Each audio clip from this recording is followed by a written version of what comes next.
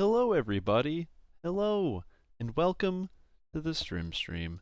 I am your host, Strim Tom, and today we're going to be playing some Dungeons and Dragons Online. So, for those of you that are brand new to this show, every single week we get together and we play Dungeons and Dragons Online. And by we, I mean me. You watch me play Dungeons and Dragons Online. I don't know why, but it's 2017 and this is a form of media now. So, what are we doing today? Well, last week I was showing off my Bard. Crazy Bard Forged build. Wade Forged Bard. It's crazy. It's good damage and songs and I don't know. Today we're doing something a little bit different. We've taken a step back from some of the top tier farming that I love doing. I love doing me some top tier farming. Instead, I'm going to be playing as my monk, showcasing a little bit of some of the new stuff that came out with most recent Monk Pass, and doing a bit of leveling there. So it'll be a good time. It'll be pretty cool. I hope you guys will enjoy it and have a little bit of fun yourself. And yeah, nothing too special today. Just relax. We're settling into the new year. It's Tuesday, which is a little different. By a little different, I mean very different.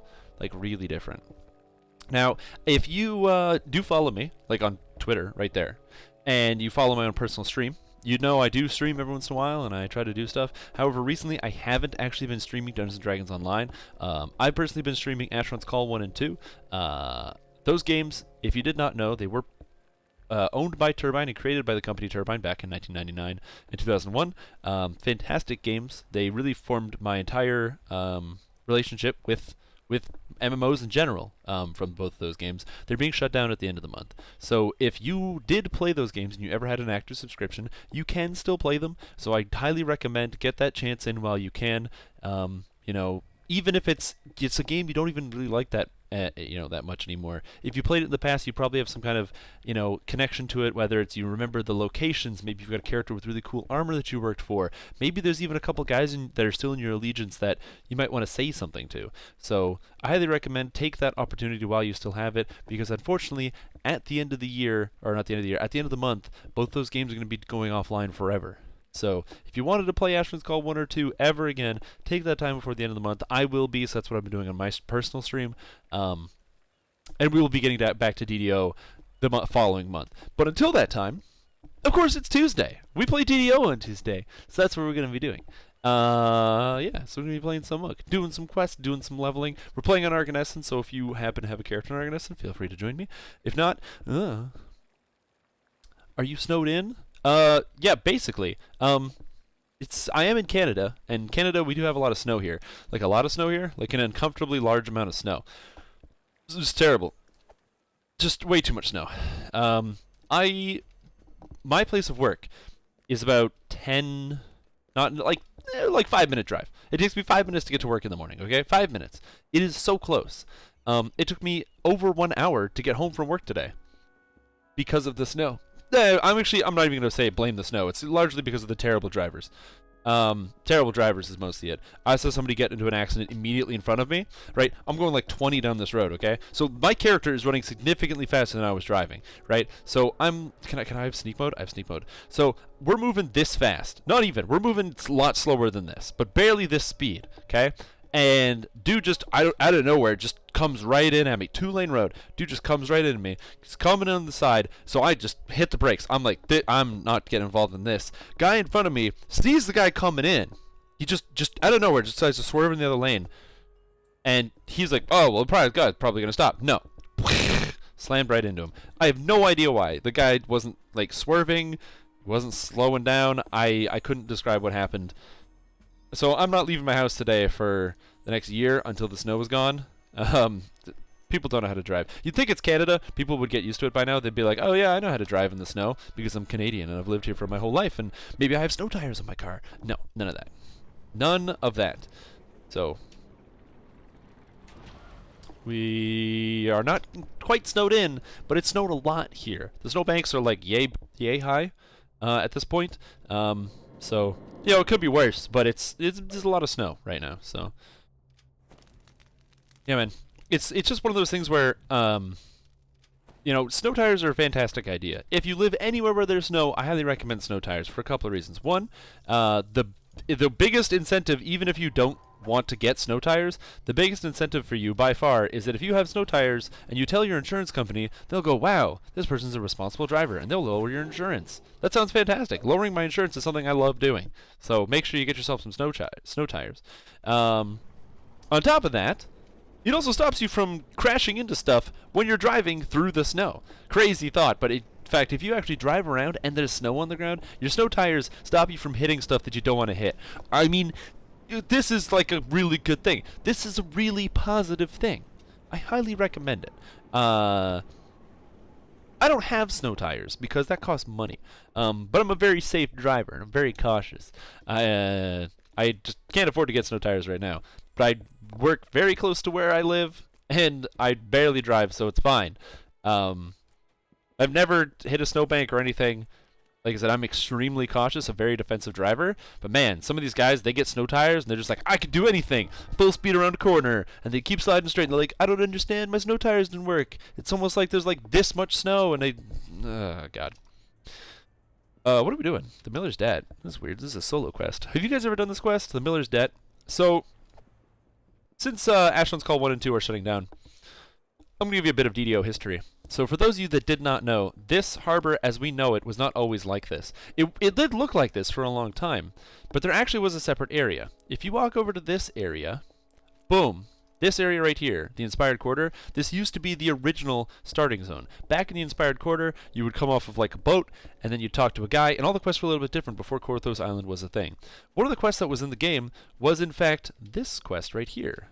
The Miller's Debt, given to you by the Berrigan Enge. Now, the Berrigan Enge, most people don't know this quest. This was one of the first quests. This was the first quest I was ever to successfully complete on Elite, so I'm going to relive that nostalgia because I have been playing Ashland's Call 1 and 2 for like 3 weeks straight. I did a 14-hour gaming session on Ashland's Call 2 on Sunday, so because I'm all about the nostalgia, we're going to be playing some like this quest particularly to kind of show off the detail of how this was a really well-designed quest, and now that it's just a solo quest relegated to nobody does it, it's kind of disappointing. But I really like this quest. One, the opening here. It's like, what's a joke? What's the difference between a coin lord and a thief? Is that the coin lord doesn't sneak around to pick your pocket. Ooh, I love that. Right? Like, it's a good, clean joke. It makes sense within the context of the game. The DM text is good. When you walk in, what was it? There's an oft-repeated joke in the harbor. What's the difference between a thief and a coin lord? The thief picks your pocket from behind. Coin lord just takes it from you. As you walk in, you search every area within the Miller's home, save the basement. Cool. So it already introduces you. You've already searched the house, now you're going to the basement. It feels very Dungeons and Dragons-esque. Alright? We're going to go inside, and you think, oh, we're just searching the home. I don't know. Let's just search the home. Ooh. What's going on in here? I don't know, nothing. You're looking around. There's like a lamp. You see clearly there's stuff. Maybe this guy's some kind of merchant. You know, he's got lots of these different like stacks of cloth. You know, he's got I don't know why there's chairs here. You know, but he's got clearly lots of stuff in his basement. This guy's a huge basement. It makes sense why the tax collectors would be interested in him. There's probably a lot of goods, you know, that they aren't collecting taxes on. There's even like a ladder or something here on its side. Just interesting layout of this building and area. And all of a sudden you're presented with an option. Which way do I want to search? You can clearly see by looking down... Ooh, the game is lagging? Oh, goddamn. You can clearly see it by looking down here. That's one direction. And you can clearly see it by looking down this way. It's the other direction. The game automatically presents you with a choice. Where do you want to go? And it's not clear that these places are actually going to end up being the same area. Remember, you're just searching the basement. You don't think this guy's going to have a huge-ass basement. That makes no sense. So, we're going to choose the right path. Look about. Again, more stacks of cloth. You know, clearly a lot of goods here. There's some more crates. We can climb over these crates. And a drop. Now, right away you see this. You say, if I go down here, I'm not coming back. So I have the option to go back. Again, this is like the kind of design that I really appreciated about the early quests. And I kind of wish that this quest was kind of a quest you could still play on Elite, or that a lot of people still played. Because making this choice right here, I can say, I don't feel comfortable with this. I don't want to do this. We're not going to go this way. Like, what if there's something around this corner? I don't know. Because clearly this Miller, you know, he's got this weird-ass house. I don't know what this is about, this weird area up here. But instead, we're going to go back the other way. That area just seemed a bit sketchy. So I don't want to jump down there. So I'm going to go back this way. And I am rewarded with, clearly it was a mistake. There's iron defenders here, monsters that I now have to fight. Now, of course, for me, not a problem. This is solo mode, okay? That's right, I do not have enough jump to get back up. But back in the day, when it was elite difficulty, fighting those two monsters, that's a difficult challenge. What if there's not monsters the other way, you know? And remember, some quests, especially current quests, are very different on elite. Back then, we didn't know that quests weren't different on elite and normal. How were you supposed to know? Monster mechanics would be different, of course, but you know, trap locations or monster types, those things never changed. So, walking a little bit forward, I can clearly see on my map those areas are connected. Why didn't I just walk over there? I don't understand. This looks like the right place to go. Nothing seems unsafe here. I love this stack of tables and chairs, though. I actually really like the look of this. Like these benches. It's like all these benches to make it look like it's like a bunch of tables. I have no idea why this guy has so much furniture in his house. That's kind of sketchy. Now there's the trick. The trap. What is the trap? It's a force trap. Yeah, so clearly this force trap is right here. So if you did not know that, you would jump down here. Instead of dealing with the monsters, you deal with the force trap, of course. So, again, you could bypass that entire monster section if you were playing as a rogue. So it just gave you automatically as well an option. Do you want to take the brute force path, or kind of like the sneaky rogue-like path? Because the door back here is locked until you kill both of the monsters. So, now walk forward just a little bit. And we're going to keep exploring in this house. And the door doesn't open. Because there was actually iron defenders attacking me from behind. And of course, my character, I have a guard item. And again, solo level monsters, so not too challenging. I can even investigate where they came from, looking around here. Unfortunately, there's no collectibles in this quest. I don't remember there being collectibles, but... And then finally, we walk into the last section of the room. Oh, there is a collectible. Yeah, amber vial. Beautiful. Walk into the last section of the basement, and ever-bright lanterns litter the floor. Someone was trying to quash the lights. As you notice, there actually are light fixtures. The lanterns are all on the floor. He was trying to put them out, trying to hide. Now, of course, he didn't hide very well. There's obviously torches lit, and we can see the Miller Tarragon Rosethorn. Now, the guy is just standing there, and he does not look cool. He's even, like, shaking. Look at his head. Look at that. Clearly got some kind of problem. So you talk to the Miller. I know the coin lords are demanding payment. I've stored the first installment of goods in the room beyond that door over there. Go ahead and take it. I won't stop you. Thanks for making this easy, Tarragon. He literally says, oh, it's just in the next room. Cool. Thanks, man. The Miller told you the goods meant for the coin lord in the back of the basement. And then he leaves. Hey, Miller, why are you... Iron Spike! Now, at this point, Iron Spike's a CR2. This monster was pretty difficult back in the day. Because it's Iron Defender. It can do this grease effect, which knocks you over. That was pretty difficult. When the difficulty was set onto Elite, this monster was almost impossible to beat. It had almost, I think 80 life or so, maybe even 90 health. And when you're hitting them with not even a magical weapon, you only have like a +1, or probably even not even a +1, like a masterwork weapon. This monster can actually be pretty difficult. The way that most people, including myself, decided to beat it, which is why this quest was beatable on Elite. You could avoid the first 2 Iron Defenders by just you going through the trap, and then the second 2 Iron Defenders, if you could beat them, Iron Spike, you go ahead, hop up on here, Iron Spike will chase you, but if you hopped over onto this, Iron Spike can't get you anymore. I'm on top of this set of crates, and he is unable to get on top of this in any capacity, and he ran away. There he is down there, and you could just throw weapons at him and take him down. Or if I want to, Keybolt! Sucker! Get keybolted! Different way to approach a problem. Again, by actually presenting this option of, hey, there's crates here and a set of crates you can't get on top of, a clever player can actually make use of the terrain. Walking into the final room, there's a mushroom collectible. Again, because it was one of the first quests, it actually introduced you to the whole collectible system. Currently, Korthos Island doesn't have any collectibles, so it doesn't really introduce you to the idea. You find out everything like a big punch in the face of information when you hit the harbor. Back in the day, it actually, like, you know, you'd find them right away, and it showed you, oh, this is a collectible. And then finally, ooh, the Miller's Goods. Well, let's go investigate the Miller's Goods. Taking a step up here. Boom, we've got a treasure chest, and inside our treasure chest is the Miller's Goods. Wonderful. And there was also a chest. Now, there was a difference. There used to be different XP bonuses than there are now. There was actually a chest XP bonus for looting chests, so people would always say, oh, loot the big chest first. By looting the big chest, you get bonus experience. Now, of course, the loot in here is not fantastic. Way better than it used to be. I remember getting a masterwork set of banded armor from doing this on Elite, and that was amazing. Masterwork banded armor. Holy crap, guys. So, pick up the treasure. You've acquired the miller's goods.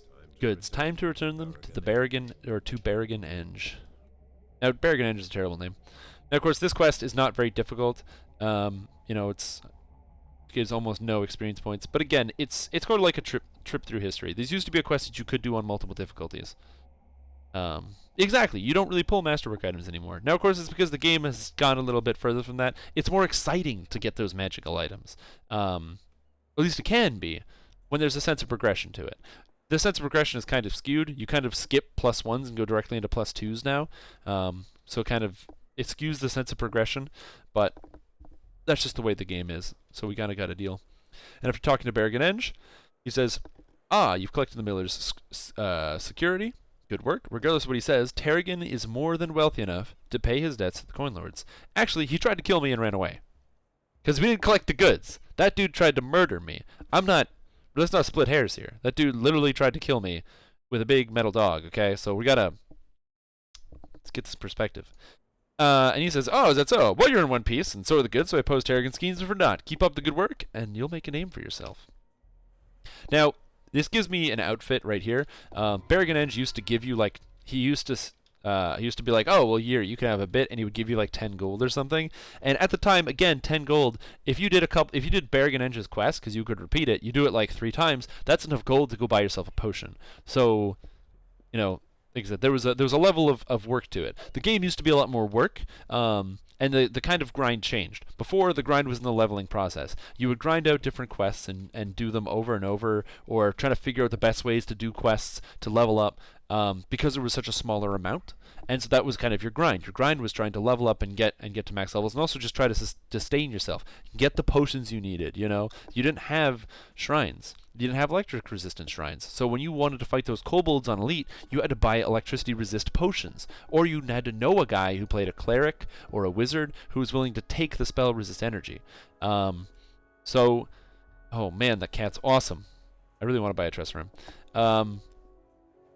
So, you know, it was a different style of grind. Now your grind is completely different. The current grind that the game has is in the TR train. The idea is you get to maximum level, you cap out on all your experience, you set back to level 1, you do that 50 bazillion times, and you get like a +1 in one of your stats.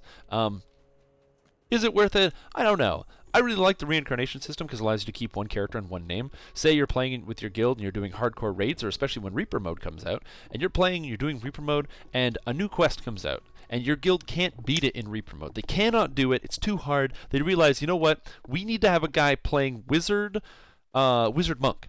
Got to be a wizard monk. It's the only way to do it. It's the only way we can figure out how to beat it. Nobody in the game has beat it yet, but we think we can beat it if we have a wizard monk. When your guy doesn't have to delete his character or get a new one, he can literally just go, oh, okay, cool. Reroll, turn his main character into a wizard monk, re-level, and he's using the same character with the same gear and everything.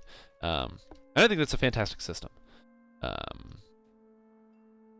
Blah blah blah. They never returned. Yeah, I'll go save people's lives. So, like I said, it's a different style of grind, and I don't think it's a bad thing. I think it's, you know, the fact that we don't grind in quite the same ways is actually really good. But I do miss that sense of progression. DDO definitely, you know, has or can in many aspects have a very almost crushing seeming difficulty level. To some players, especially if you're brand new and you don't know how all the mechanics work, because the quests are confusing and they can be hard. Like this quest, if I'm trying to do this on Elite, for me this is absolutely no trouble, because I already know what the monsters are going to do. I know where they all are. I know there's stealth troglodytes in this section. I know there's dogs that are going to try to trip you. I know there's kobolds that are sitting in these alcoves back there trying to cast spells at me. But if you don't know that, you don't know that there's going to be traps that are activating this section afterwards, the quests can be very difficult. And so it's just always important to think about, like, for me, I can see this troglodyte and be like, pew pew, and kill him, because I already know what I'm doing. But again, if you're new or just starting out, don't feel bad if it takes time to learn it, if you're not quite up to speed. We all had to be there at some point. Unless, and if you're like, man, you know what, I don't want to have that scenario. I don't ever want to have to like learn the game or get better at it. I just want to be like really good. Then, friend, you know what you should do? You should get out your credit card. Do I have a credit card? I don't know. This is This is a Subway gift card. Get your credit card. I think they'll take... Does Turbine take Subway gift cards? Anyway, get a Subway gift card. Put it in the mail or your computer. You just shove it in the computer. And then when you put it in, send it to Turbine. So like either write Turbine, I mean Standing Stone Games on a letter and put it in the mailbox or put it in your computer. Something happens. And by doing this, you'll send that payment off and you'll become a VIP. And when you're a VIP, that gives you access to the Warlock class, or you can buy the Warlock class, and then you can enjoy the game as kind of this leisurely ride through a land with not too much difficulty or challenge that will allow you to kind of explore the game without worrying too much about the individual characters, or building even a highly optimal character. Now bear in mind, you don't even need to have a highly optimal character. You can just play the game on normal or hard difficulty. There's no quests that you're locked out of, or quests that require you to be on elite difficulty. There definitely are some grinds that require you to be on elite difficulty. If you're trying to farm out items from the new quest, the Slave Lords. Slave Lords is awesome, and I love Slave Lords, but don't even try it if you are not capable of doing elite. You will never get an item if you don't do elite, which is the unfortunate reality. Man, I can't find these secret doors. I'm not smart enough. Apparently my search skill is only 3. Damn. DDO streamcast in 2 days. That's correct. And also, I really appreciate that. Cordovan took the time to kind of pimp me out and let people know that I was going to be switching over. I tried to do it myself a little bit, but it's hard if not everyone follows and finds out. I probably should. I don't know, maybe put up on Mondays at my old time slot and say, hey, by the way, we moved. I should probably do that. The problem is I'm usually not around Mondays anymore, which is why I moved. Maybe I can get like a bot that will do that for me. Anyways, enough about me. I'm enjoying my time here, playing some games, killing some kobolds, monsters, troglodytes, you know, standard monsters. How are you guys doing? How's everybody doing today? I mean, I'm having a good day. I'm a little tired. Didn't really have a long day at work, but I just didn't get a lot of sleep last night. Oh, I know I can squeeze through that gate, but I like doing the quest. You know, killing the monsters. Yeah, I'm a little sleepy today. Did not get too much sleep last night, and so I'm just. But I feel like I say that every single stream. I literally say every single stream, oh, I'm tired. Coffee? I should get a coffee. You know what? Hold on. Give me 1 second. Let me just. Good idea. Let me go get a coffee. Hold on. Let me just go get one. Hold on. I think it's a good idea to actually get a coffee. I highly agree with you. So let me just go get one. Cool. Am I doing it? Do I have one? I have a coffee?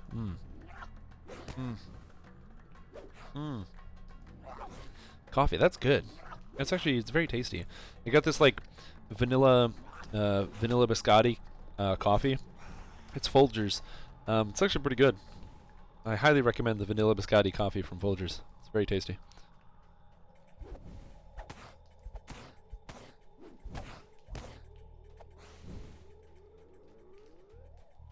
But oh yeah, I forgot. You have to discover everybody. Wait, do you have to do the whole quest? Oh, you can kill the shamans beforehand. That's true, but I'm an overpowered monk and I have evasion, so I don't really care about killing the shamans. Like, my stats are ridiculous. I've got 14 reflex save. If I put on my heroism, it's 16 reflex and 18 will. They can't curse me, and they can't hit me with lightning bolt, so I can kind of just completely ignore them. They do 0 damage to me. Hey, there's a chest here? I don't know there's a chest here. Now, this shaman, he is kind of powerful. He is a bit dangerous, especially the fact that he casts Ice Storm, which you can't actually make a save against, because it's Ice Storm. You know? I'm gonna go with this chest. God damn. Doing some coding, eh? Coding. I like that. Coding something interesting, I hope. Something exciting. Maybe something that people in the DDO community will like. Is that what you're talking about, man? There might be a chest there every time, but I usually skip around and don't really pay attention. It's a problem. It's a true problem. But yeah, this character is actually going to be going pure monk, and the idea is to be a Henshin Mystic. Now, there's a couple reasons why I'm sticking with the Henshin Mystic. You know, you might say, but Strimtom, don't you have a Henshin Mystic monk who is your completionist character on Galanda? Yes, I do. But there's a difference. This character, Stramtam, I do. Ah, man, I have 2 Stramtams. Damn, I gotta fix that. This character on Arganessen, Stramtam, is currently, or was previously, a ranger. A ranger that was capable of doing Legendary Elite Slave Lords, Legendary Elite Shroud, all that good stuff. Really highly effective, tons of damage, like tons of damage. Like this character did a ridiculous amount of damage when as being a ranger. If you want to do good damage, 20 levels a ranger, Tempest. I promise you, you'll do a lot of damage and you'll be very happy with that decision. I think this is the worst item I've ever seen.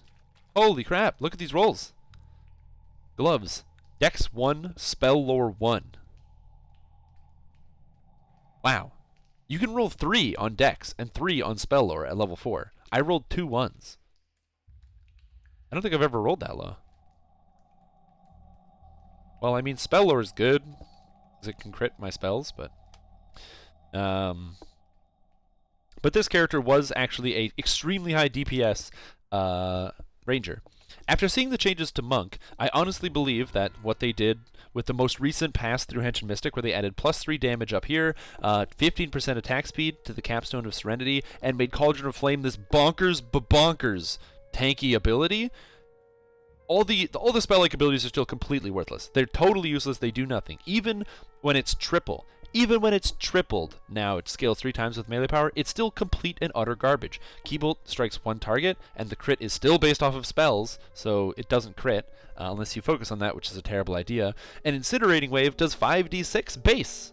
Doesn't matter that it scales 3 times melee power. Oh god, I can hit guys for 200 at max level. Cool. Or I could just hit Cleave and hit them for over 1,000. So, yeah, right. Like, thank you. So the abilities are still complete and utter garbage. But Cauldron of Flame, now when you dump it on the ground, while staying inside it, you become extremely tanky with an extra 20 physical resistance rating, 10 magical resistance rating, which doesn't matter because you will be capped, and 15% extra dodge. 50% extra dodge is crazy. Upping the dodge cap with Ocean Stance, upping the dodge cap with Ninja Spy, which you can get right here from Agility. That's a lot of dodge. You can easily get this character up around 45% dodge, then 60% dodge while inside Cauldron of Flame. That's pure madness. Plus, with Serenity, you get +5 to hit and damage and +1 critical multiplier. If I have a Elemental Bloom, Quarterstaff, the epic version, at level 30, my Quarterstaff Elemental Bloom is a ×4, 14 to 20, and when I'm inside the Cauldron of Flame, it becomes a ×5, 14 to 20. With, of course, the 19 to 20 a crit for the ×6. Madness. Madness on the damage. Madness! I think this is crazy. Also, given the fact that they fixed Bounce and Dawn, so now every Cast of Shadow actually dumps negative levels from your enemies and not your allies, this means that you can actually use this ability to very immediately, on Legendary Elite difficulty, drop a ton of health, because it's going to be chucking off a percentage of a monster's life, which is really good. So when you fight a Beholder that happens to have 400k in Legendary Elite Tempest Spine, you slap him with that ability right away, and you've already done 100k damage. Not too bad.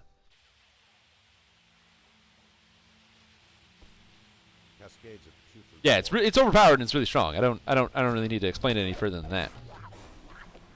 TR'd into a Monk Thrower, level 6, and using Shadow Star. Notice I'm scoring crits on an 18, and I can't figure out why. For Shadow Star? I'm not sure. If you are playing as a Monk Thrower, I cannot recommend any weapon other than... Ow, poison. I cannot recommend any weapon any more than the Snow Star. Snow Star is one of the greatest weapons ever conceived because it has the most ridiculous critical multiplier and base damage. You can upgrade your base damage, of course, by getting items that just give you plus to your W and effects, and then... So it'll actually match the damage of for full Shuriken, and it has a higher critical threat range and multiplier than any other Shuriken in the game. Highly recommend the Snow Star. Lighting the Candle, I don't know, I haven't tried it yet. I don't think I'll use Lighting the Candle on this character. So I'm not sure. How do drop rates work? What are the odds? I've been farming Grim and Barret for weeks. So the drop rates work so that they have a certain drop rate on normal, and that drop rate gets scaled up on elite difficulty. The problem is none of these actual rates are official. It's all just hearsay. There is no way you can actually influence drop rates, I will tell you that. So if you have any of these treasure potions or whatever, those do not affect drop rates. If you have a one of the crystals, so the gemstones, that increases the level of the items. So say you're doing I'm doing this quest, Sunken Sewer. When I complete this quest and loot chests from it, the level of the items is going to be level 4, because that's the level of the quest that I'm in. However, because I have a ship bonus, ship buffs, I believe it's this treasure chest, is a treasure chest here. Bash the breakable cargo, +1 guild bonus to level your treasure chest. That means the treasure chests are all going to be spawning as level 5. So the items that are here will drop level 5. That doesn't mean they're guaranteed to be level 5 items when they drop. It just means that the item level will be level 5. I can still get an item that will roll with level 3 stats or level 4 stats as opposed to level 5. However, there's also the new Treasure Hunter Elixirs. Treasure Hunter Elixirs improve your rolls, say by 15 or 20, I think it is. What that means is now items have a chance to roll between a certain stat.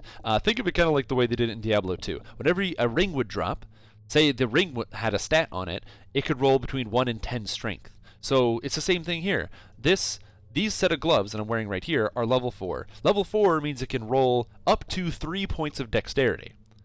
So I got unlucky, and I got a 1 on my dexterity. But I have an item right next to it, it's level 2 with a 2 dexterity. So clearly, that's where the roll is. That's where the Treasure Hunter Elixir is. Treasure Hunter Elixir makes it so that you, or Treasure Finding Elixir, I don't remember what it's called.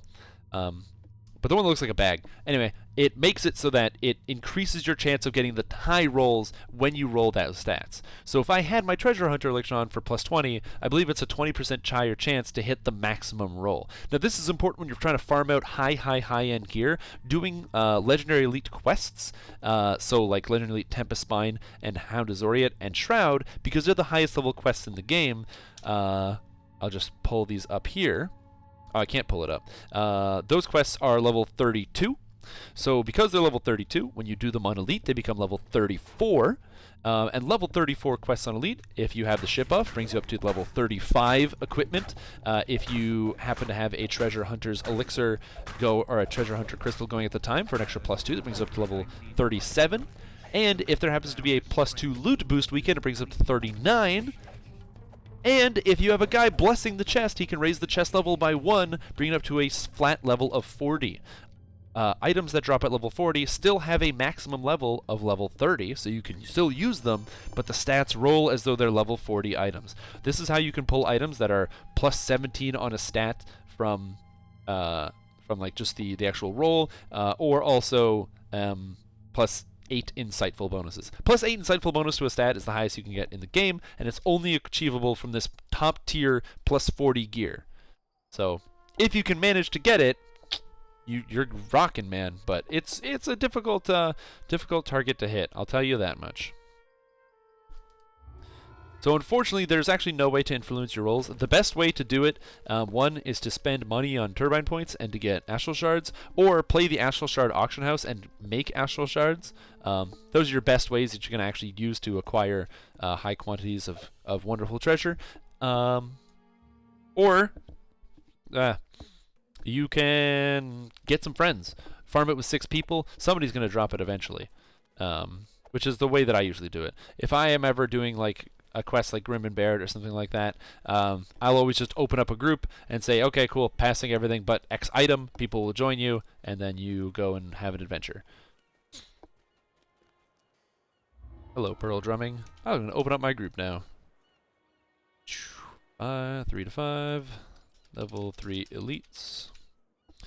But yeah, so there's no real database for the actual drop rates of items. I suspect Standing Stone Games will never release information like that and just leave it up to the players. But unfortunately, there's no way to positively influence your actual rolls.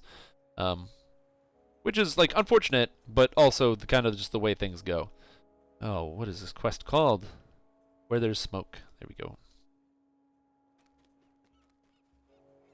Do you know why there are UMD +0 items? Yes, I do. So, use magic device is a special skill that is very useful for... This is something I don't understand, okay? So, use magic device is a skill that allows you to use scrolls and other things like that. I understand why it should be coveted, because any character being able to raise the dead, maybe that's too powerful. The problem is, realistically, any character can raise the dead. If you max out your points, so you've got 9 or what I think it's like you can get 10 points or something if through a cross-class skill by the time you hit level 20, and then you get an extra 10 from going up to level 30 because you get plus 10 to all your skills because you get plus 1 to skill per level. And if you have maybe a UMD item, you can automatically raise the dead. Maybe it has a lower percent chance, so it's less successful in combat, but outside of combat you basically have a 100% chance because as long as you have scrolls you can continue to use it. But for whatever reason, Standing Stone has made it so that UMD, which is essentially a way for mostly newer players to figure out how to raise other players or heal themselves. All expert players like myself, I will always invest in UMD, and it will never be an issue. In fact, most of the times I don't even need a UMD item to be able to UMD anything I need to do. Any magic device, I'll be able to use it because I know that. It effectively just hurts newer players by having it less accessible, which is kind of unfortunate. It's also the only tome in the store that you have to buy. You can't actually find them. Again, just a disappointing thing.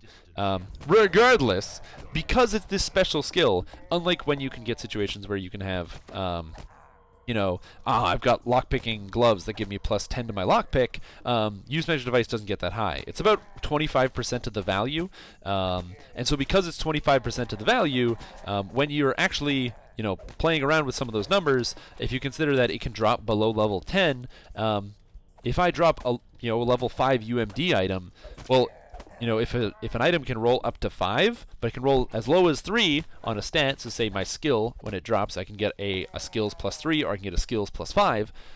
If I roll that plus 3 and UMD is 1/4, then 3 divided by 4 is 0.75.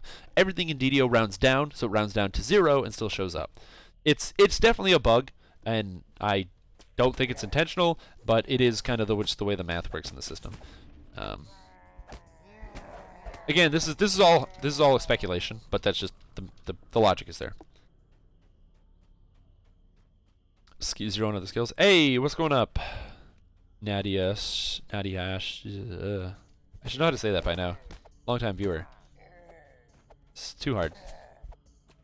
Am I actually fighting this stuff? I don't even know. My armor class is 34, and my dodge chance is 17%.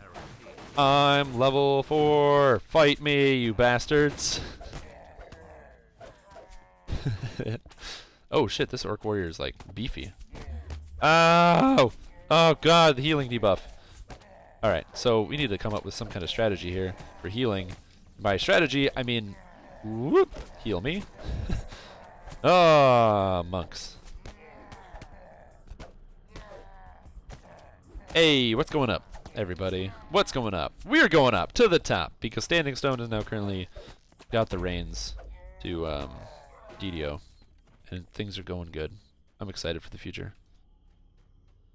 I've actually heard so many good things about Secret World. I've never played it myself, but I've just heard many people give me like good recommendations for it. Hey, what's going on, Mandrill Sims? How you doing today?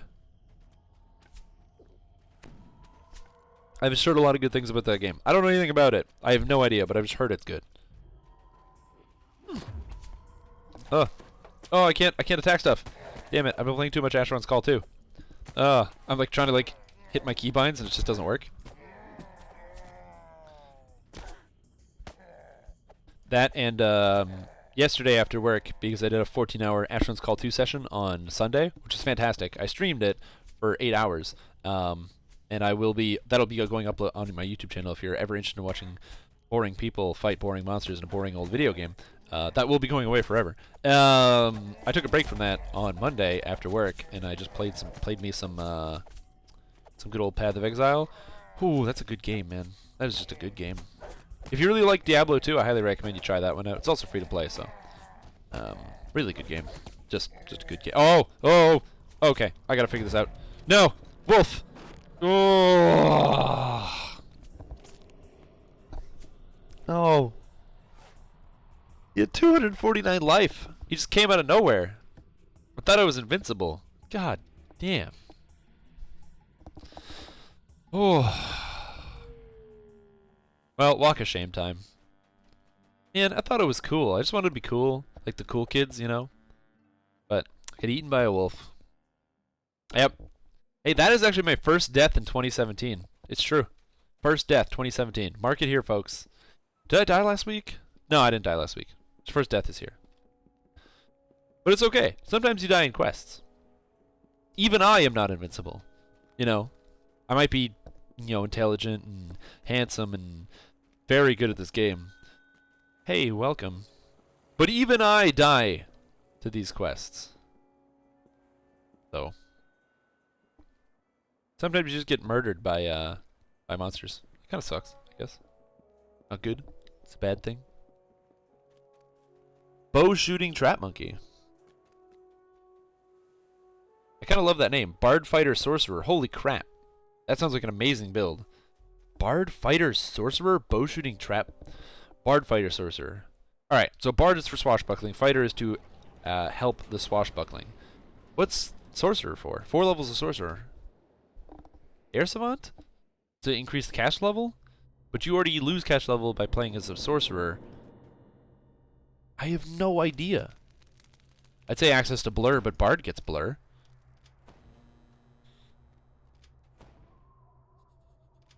I have absolutely no idea. That guy's build is an enigma to me, and it sounds very, very interesting. Bard fighter sorcerer. Why the 4 levels of sorcerer? I mean, I guess it gives access to the tree, and maybe a past life. That's true. It could be a sorcerer path. Well, the guy has 8 bard levels. He has 8 levels of bard, 3 levels of fighter, and 4 sorcerer. So that doesn't even work. I have no idea. Yeah, swashbuckler and kensei and stalwart defender. See, that's one of the things I love about DDO. I see that guy's build. I have no idea what his build does. Right? I can look at this guy. Oh, monk with a bow. Clearly a muncher. Oh, it's a rogue. It's an adventurer. Clearly a new player. I can figure that stuff out. But that guy's build. What is that build?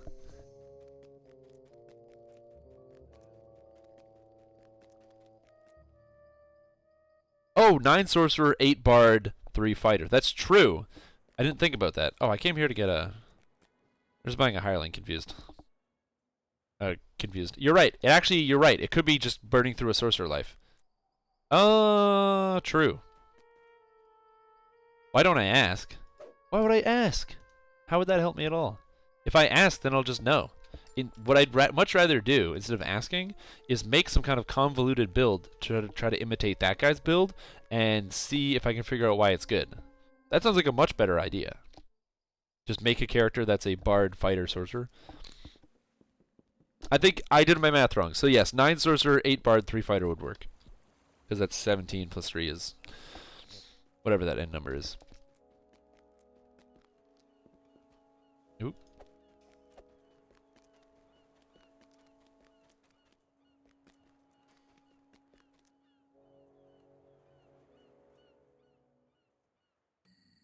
But yeah, that's a good idea. I should probably ask that guy.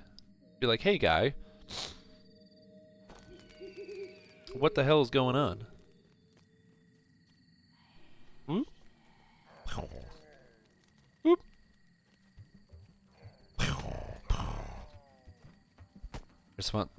Air Sonic for Sonic Boost does actually kind of work, but I don't know. Spell-like abilities? I know that there's the Artificer Electric Critzilla build, which I think is very, very interesting if you've ever seen it. It's on the DDO forums.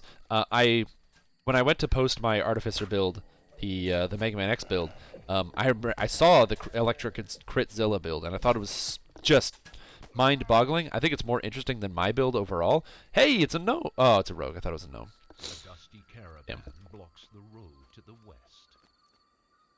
But I thought it was more interesting than my build overall. If you haven't seen it, I highly recommend the Electric Godzilla build. See, that would be awesome. Making it to intentionally confuse people, I'd love to see that. Oh, these guys hurt.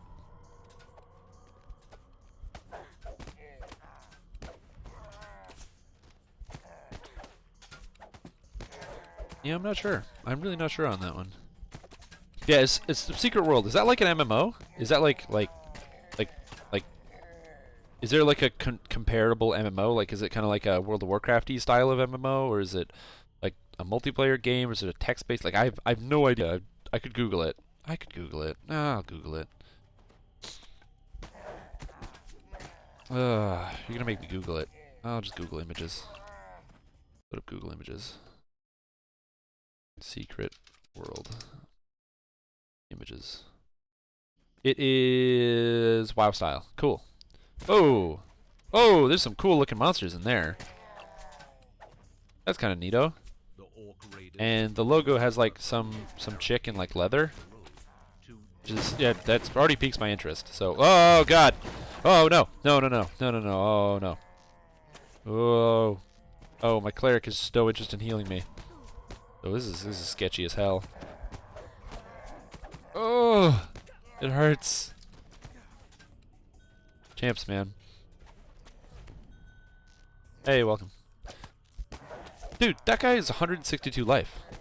What? That's a warlock level 5 with 162 life. What is happening? That guy has way too much life. Put you on aggressive so you'll actually heal people. Good job. Wow, that is a crazy looking game. I have no idea what it's about, but it looks interesting. It has an intro video. I mean, that could be a good thing or a bad thing. I played very story-interest games before, especially very story-focused MMOs. If you look at a very story-focused MMO, you get a game like Star Wars. Star Wars is a fantastic game, very, very story-driven. The gameplay is awful though. Playing the game is like watching somebody else play World of Warcraft. It's like World of Warcraft style mechanics and skills, but there's less of them, and they're not as polished, and the combat's not as nice. God, the combat in that game is terrible. But the rest of it's pretty cool. The story is good. How many past lives did you get with your ranger, and what are they turned on now? I got 1 past life with my ranger. I wanted to do more, but instead I just started... Like, my plan was to hit the ranger and then just farm out past lives, but then what ended up happening is I just did slave lords. And I farmed it enough to make 3 complete slave lords items. I need to farm out enough to make 5 complete slave lords items, so I still need to do some more farming, but gonna be a lot more slave lords. But I actually don't have it turned on. Good call. Double strike. Yeah, because I'm like, oh, we're gonna be a melee. I might as well take double strike. Get rid of my damage there. Yeah, I'll have to give that game a try. It does seem pretty interesting. I don't know if it's free to play though. Free to play. Oh wait, I can buy stuff now. I have like a job.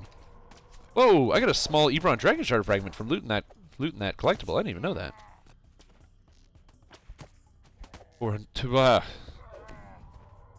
So builds are more like Path of Exile. Okay, cool. I am a huge fan of Path of Exile builds. I'm really enjoying my Crit Inquisitor Templar, Shock Nova.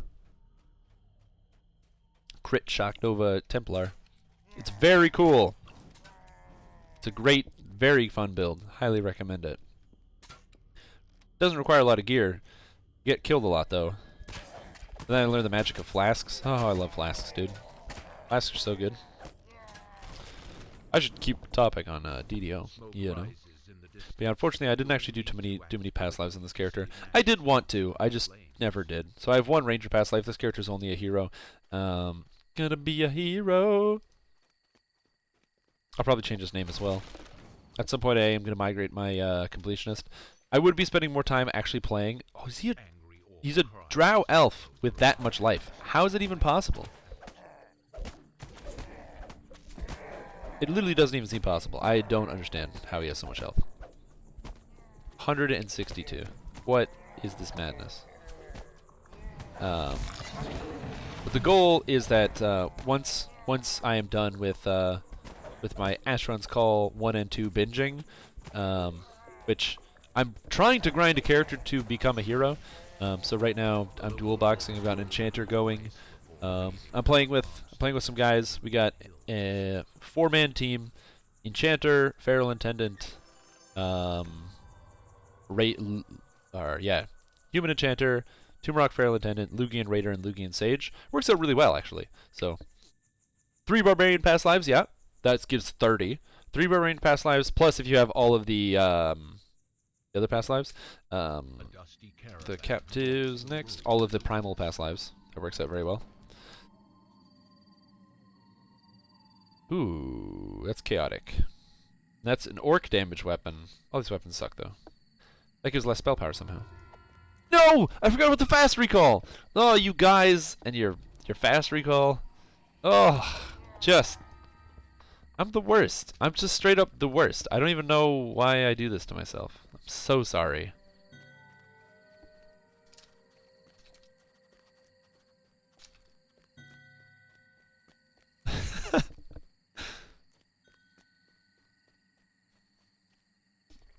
Oh, got a new adventurer. Hey, welcome. We just finished Where There's Smoke and are heading to the Captives. I think my cleric wants to fight some people.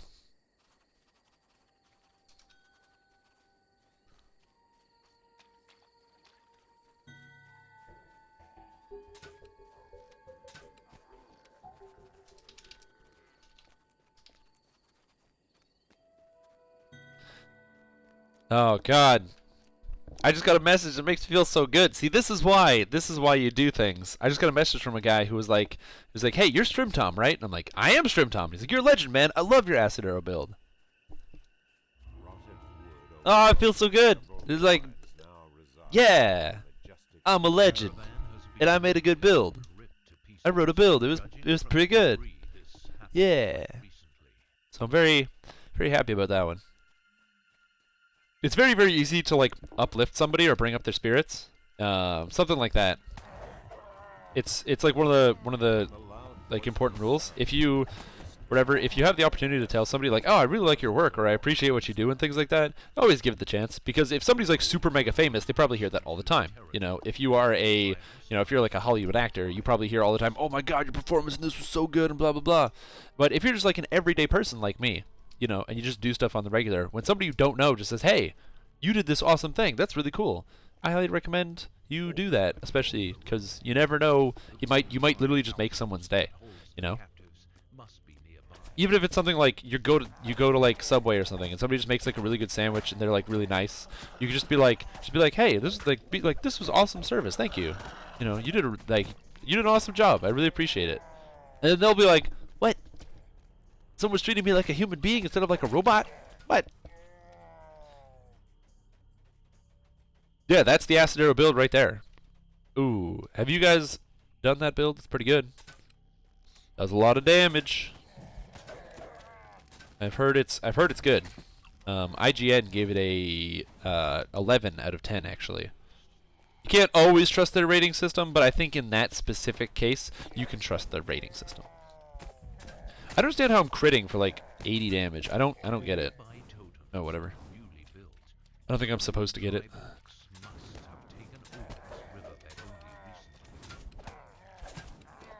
Those are better though, since I can make Elminster talk faster. It's true. I've yet to figure out how to actually make Elminster talk quicker. I don't know what the secret is. I don't want you to tell me though. I do want to figure it out someday. Elminster happens to be the slowest talker ever. Although after running Slave Lords so many times, the woman at the beginning of Slave Lords is pretty bad as well. You know, she's pretty horrendous when it comes to talking slowly. Or I guess maybe she's not horrendous. She's really, really good at it. She talks very slowly, very well. Oh man, Slave Lords. When you run that quest as often as I have, you just.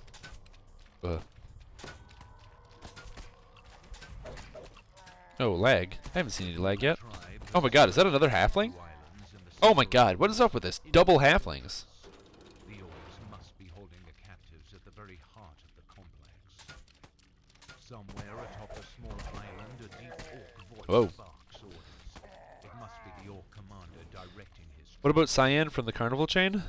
She's a slow walker. She's not about talking. Also, that scene is actually amazing. At the end of what's it called? The one where you go and you have to, and it's like the dinner, the Illusionarium. I should know this because I know all the quests in the game. Party Crashers. At the end of Party Crashers, there's this awesome cinematic, or like not cinematic, but this is awesome like scene where, you know, you, depending on what you actually decided to do, it influences how the ending plays out. And you can even have a guy get assassinated, like the assassin gets assassinated. It's like one of my favorite scenes in the game, and I love Party Crashers. But it's that that chain there where Cyan is kind of explaining why, like, oh yeah, by the way, you're actually dying. Whoa, that guy's stuck. That's just one of the for me, that's one of the pinnacle moments. I think that quest is, I don't do it if I don't have a rogue. I never do the Fear Island chain if I don't have a rogue, because doing it without a rogue is stupid. Because you just, all the wheels, if you don't have a rogue, you just instantaneously die, which is like, oh, okay, cool, that's fun. But I love that ending scene because he's like, oh, you know, it's like, well, I'm sorry you drank the cup, but it's actually been poisoned, haha. And it's like, oh, sorry, your poisoner is actually lying in the library dead. It's like, oh, well, that's fine because the guards are actually to kill you, ah. And you're like, oh, actually, that, you know, the mind control person is also dead in the, so that mind control person is also dead in the library, and it's like. And he's like, oh, well, that doesn't matter because I have a whole host of dudes just waiting to murder you. And then you're like, oh, the dudes that were in, like, the back rooms? Well, yeah, we went in there and we killed all of them. So sorry, man. All the dudes are gone. And he's like, what? All my hard plans. And then Scion walks up to him and is like, hey, it's okay. You know, like, we know you really tried. You put your best foot forward. Just have some wine. Just relax. And he's like, oh, okay. Jugs the wine, and then of course it's poisoned wine because it was his poisoned wine the whole time. And he dies. I love that scene. Next is Kobold Assault Elite.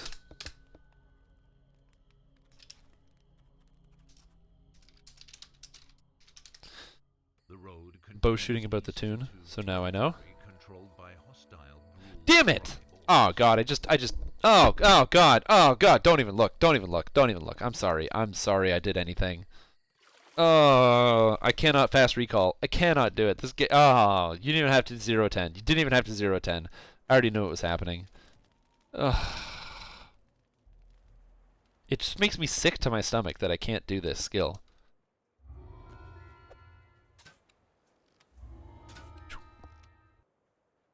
Well, maybe you can make bow shooting's character.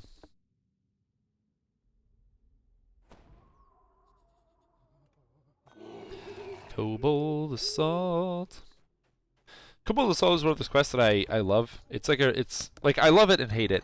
For me it's a relic of the past. I don't really do that. No, don't give me a warning. I got it. I gotta learn. I gotta get better at this.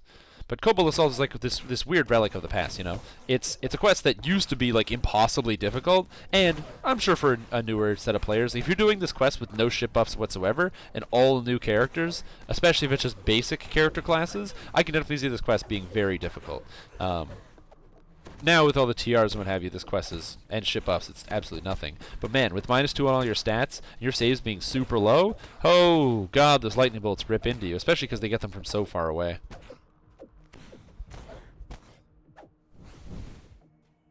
But no, don't worry about me. I will do the fast recall.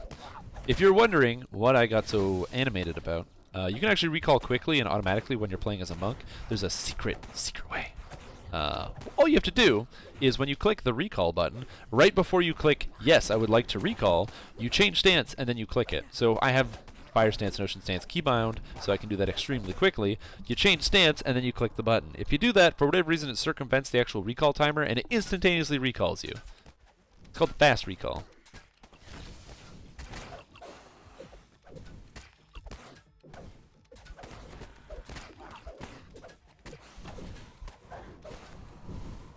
So it works out. It's kind of cool.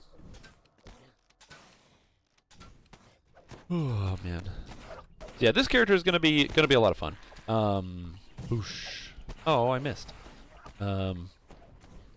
Using a staff, of course, is a bit of a different experience than most, you know, when you play with most other weapons. For a couple reasons. One, staff is a completely unique attack animation, which for me is absolutely amazing. I love the fact that staff has this unique attack animation. You know, you can do so many other different animations with your character. If you were playing as a, you know, there's a two-hander animation, there's a one-hander animation, there's a dual-wield animation, and then conveniently, there's a staff animation. No other animation or weapon has its own, like no weapon type has its own animation in the game.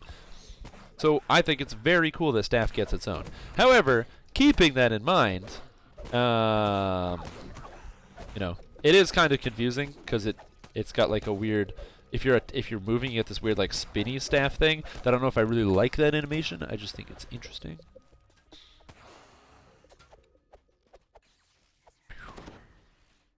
Staff is pretty good. Of course, there are better staffs than others, much like anything else. One of the pretty much basically the be-all, end-all of sticks and staffs you're going to be looking at is the get back here. Is the Elemental Bloom that drops out of Temple of Elemental Evil. Now, farming out Temple of Elemental Evil can be a very tedious and time-consuming task, but the reward of the Elemental Bloom is a quarterstaff that is 18 to 20, paralyzing, destroys enemies' wisdom, and is also at times 3. Pretty much the best staff in the entire game. The epic version, of course, being the best staff in the entire game. You could make some, like, you could justify using a legendary green steel quarterstaff just because it has the vacuum effect, which is extremely powerful. But then at that point, you'd have 2. You'd have a quarterstaff that you would use that has vacuum. You'd swap it in to get 20 stacks of vulnerability on a target, increasing the damage that they take by 20%, and then you would swap back to the Elemental Bloom. At least in my opinion, that would be the best course of action, because getting that critical multiplier and critical hit chance, especially given how easy it is to up your critical multiplier in a character like this, it seems pretty good. Seems pretty good. The math seems there.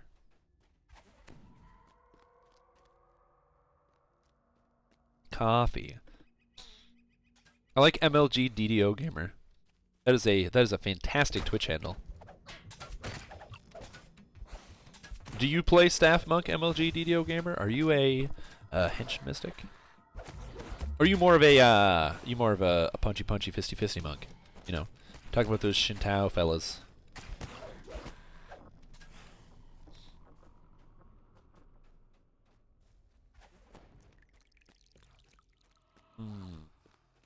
Because I've always just been partial to the staff. Partial to the stick. I don't know where Clark DM is. Oh, he's trying to shrine. Should go help him out. I'm coming, buddy!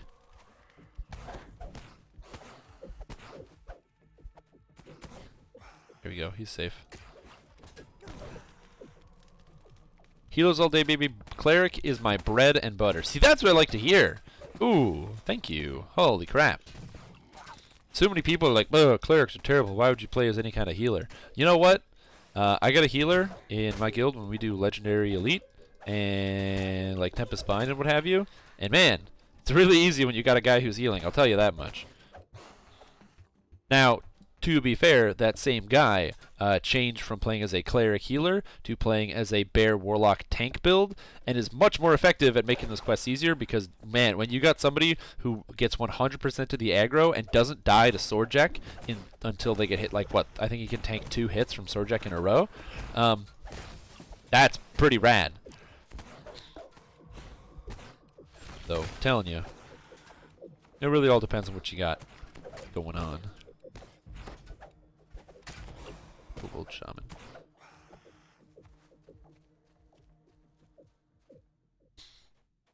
I don't know entirely what character class is kind of my favorite. I always preferred playing support type characters, so Bard is going to be one of my favorite classes by far, or not by far, but it's significantly one of my favorite classes. It's really difficult because DDO gives you that option that even saying that one class, you can't. How can you really say that one class is your favorite? Considering I could play Monk, or I could play Monk Paladin, or I could play Monk Ranger, or Monk Wizard, Cleric,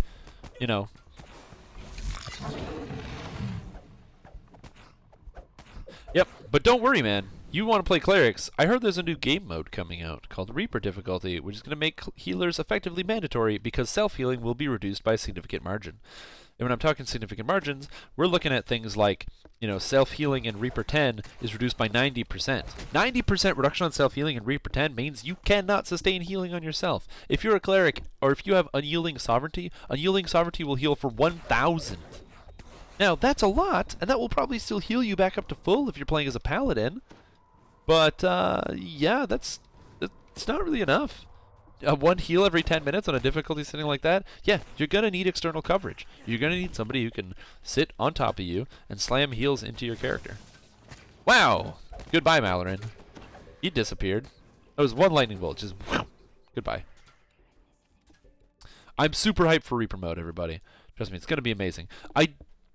The dream is to stream Reaper mode. The problem is I don't know how streamable Reaper mode really is. I feel like Reaper mode makes better YouTube videos, just because when you're actually streaming, it's kind of like watching a raid in like World of Warcraft or something. Yeah, you could watch it, and it can be interesting depending on the person's perspective.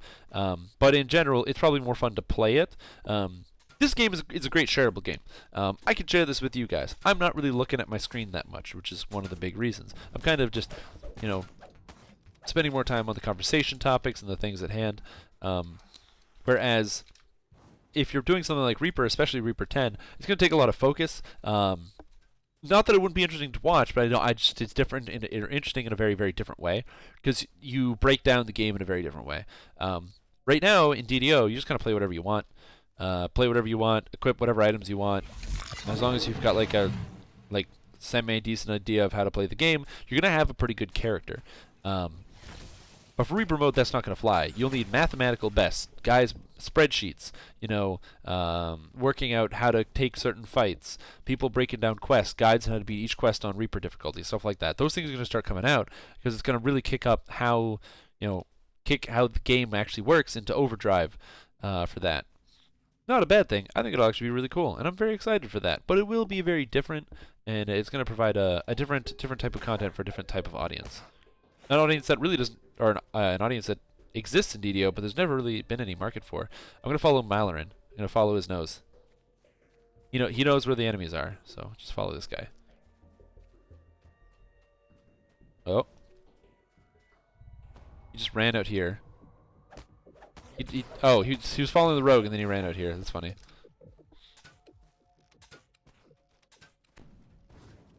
Yeah, I'm very excited for Reaper mode. Again, it all depends on implementation. I've heard stuff. I got to play it a little bit when it was on the test server on Lemania. But I, don't really know much more outside of that. So.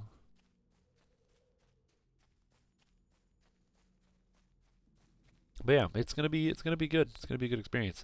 Man, there's like no kobolds. This is one of my least favorite parts of this quest, is when there's just no kobolds. Kaboosh! Oh, he's not dead. No. No. Wanted to hit him with my super cool Kobold. Kobold, cost 5 key. I really wanted them to not make it cost 5 key. I really wanted it to give you 5 key. Because then it's just one way. It's a way to generate key on your way into combat. Because you start and you're like, okay, cool, boom. That's how you enter combat. You throw out a Kobold, and then you go in and you fight people. It gives you a little bit of a key to activate your abilities. Thought that would be a really cool concept. Never ended up panning out. Cost 5 key. Basically, unless you have a limitless amount of key, it's never really worth it to cast. Which, of course, is disappointing because it's a cool ability. Not as cool as Incinerating Flame, though. Incineration Wave is, like, awesome. Oh, that skill is so cool. It's like this purple wave. Hey, we did it. Good job, us. Nice one. Nice one, team. Red Fang the Unruled. Red Fang the Unruled.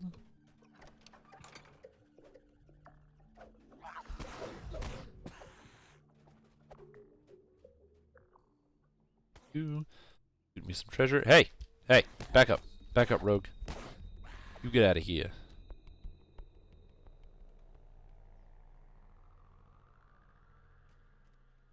Now I get my treasure.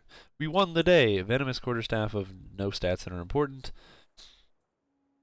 Astute Helm of Stunning. Ooh, Cloak of Dodge 2. Well, I like Dodge 2, so I'm going to take Cloak of Dodge 2. That sounds pretty good. Dodge 2 sounds like a good stat to have, especially for playing a monk. Now my Dodge is up to... Oh, do I already have Dodge? Apparently I already had Dodge. Does my belt give Dodge? No. When am I getting Dodge? Bracers? Ring? Ring? Helmet? I already had 2 Dodge? Huh? Oh, 14. 17. What? I'm confused. Am I doing this wrong? Hold on. This gives 2 dodge. My dodge is 14 right now. I equip Ocean Stance, which brings my dodge up to 17. Put on the cloak, 20.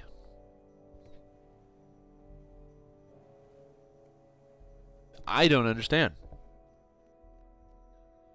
Can anyone help me make like heads or tails of this? 2% dodge. 3% dodge. I don't know, man. I'm just gonna take it. I shouldn't question Providence. Oh yeah, I forgot I have this ability. Give me that. Enhancements. Quick Strike. Quick Strike is awesome because it does a crap load of damage. Use that. Quick Strike is one of the best abilities you can get, and I highly recommend it. It used to cost 2 points per. Now it only costs 1.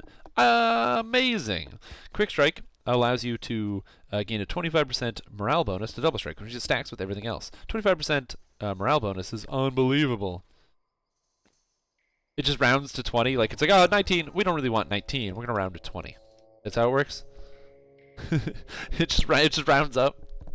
It'd be kind of funny. Oh, apparently I have 2 Malarins on here? Oh, weird. I'm going to leave Malarin here for now because he's going to get vaporized by the traps. I don't really want that. This quest is full of trap. Desiccated corpses line the walls and hang from the ceiling. But yeah, landing Quick Strike is really important for this character because it adds a crazy amount of damage. 25% Double Strike that stacks with everything. It's not technically not everything. I just don't know of any morale bonuses to Double Strike or Double Shot. I think Bard might give a morale bonus. I'm not sure. I think in the War Chanter you can get something, but that might actually just be spell damage. And melee damage. Like spell and melee power. But morale bonus to Double Strike's really good. Basically right now I think I'm sitting at 30%, or 32.43%.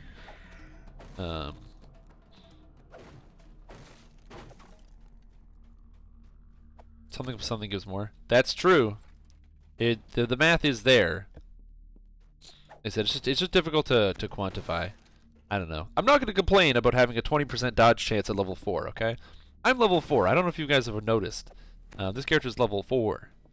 Total level of 4. That's pretty cool. 20% dodge at level 4. Rogue's Killer gives it. Yeah, Rogue's Killer gives Double Strike. Yeah, unfortunately I don't have Killer. Wait, is that morale bonus though? Is it morale bonus to Double Strike? Oh, because if that's the case, that means you can't really effectively use Killer if you're playing a build, like a Quarterstaff build. Which is kind of disappointing, because Quarterstaff builds are very cool. Rogue being one of the 2 options for premium Quarterstaff builds. It is a morale bonus Double Strike. That means Ranger's Killer is Double Strike as well. Very interesting, that one. Let's go on an adventure. Oh, hey, Black Widow. Oh, I do so much damage now. Come back here. Yeah, 25% Double Strike. It's effectively, for this character, 25% Double Strike is 25% more damage at all times. It's more damage because it's not like it increased damage. Regardless of the amount of damage I deal. How did he die? Trap? Right there? Oh. I got you. I'm sure we died to. Something. Hey, it's Goliath. Where's David? Huh? Where's David? You guys getting wrecked by me.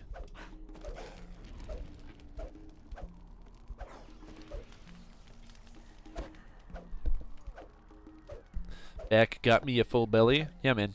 I'm actually on a diet right now because I want to get more into shape. Or at least I want to resemble shape that is less round. So I'm trying to do that, which is difficult because eating is really nice. I really like eating food. So I'm gonna, you know, I've been definitely finding the struggle there. So personally for me, what I've been doing, I ate dinner and I had this leftover, this Alfredo penny pasta that I made. This is really good. Highly recommend it. If you're ever at my house and I'm making it, you should definitely have some. Anyway, made this really good food. I enjoyed it a lot. And then I had a ton of leftovers. I'm like, cool, I've got dinner for a couple days. This is awesome. And I was gonna really enjoy that. The problem is, I ate some and there's some left over. I've got a couple of days of leftovers.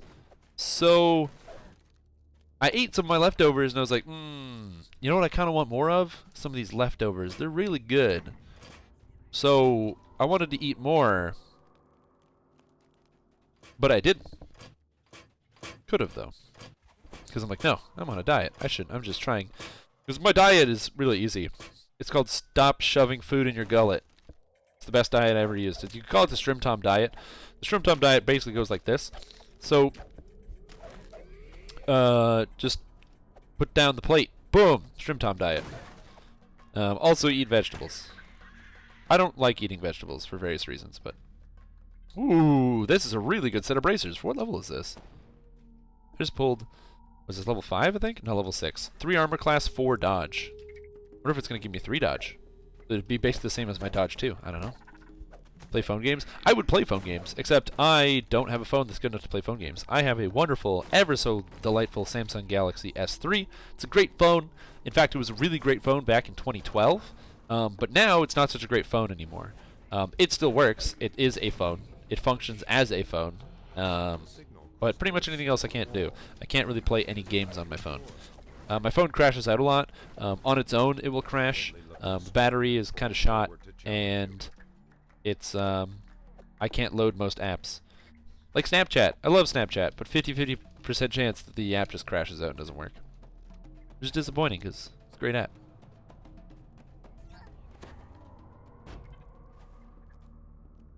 Though there appears to be a way through the Die, Black Widow. Eat 25% double stack chance. Yeah, man. The important thing about being on a diet is always find something that works really well for you. You know, everybody's a little bit different. For me, my issue is not that I even eat that unhealthy. It's just really just portion control. Sometimes I'm like, man, you know what I really want? That second helping. And I also don't really want to go to the gym. So, those two things combine, and my size changes. So I'm trying to fix that. Also, I got to that point in my life where I started to get like a little bit older. And apparently when you get older, your metabolism slows down. This is something I had heard about and I didn't realize was actually going to come true. But the unfortunate reality of the situation is it actually does come true, and I really did have my metabolism slow down. Not by a lot, though. By a very small margin. But it's big enough that I noticed. My belt noticed, anyway. But it didn't fit. Disappointing. Oh man, too bad there's no more shrines, unfortunately.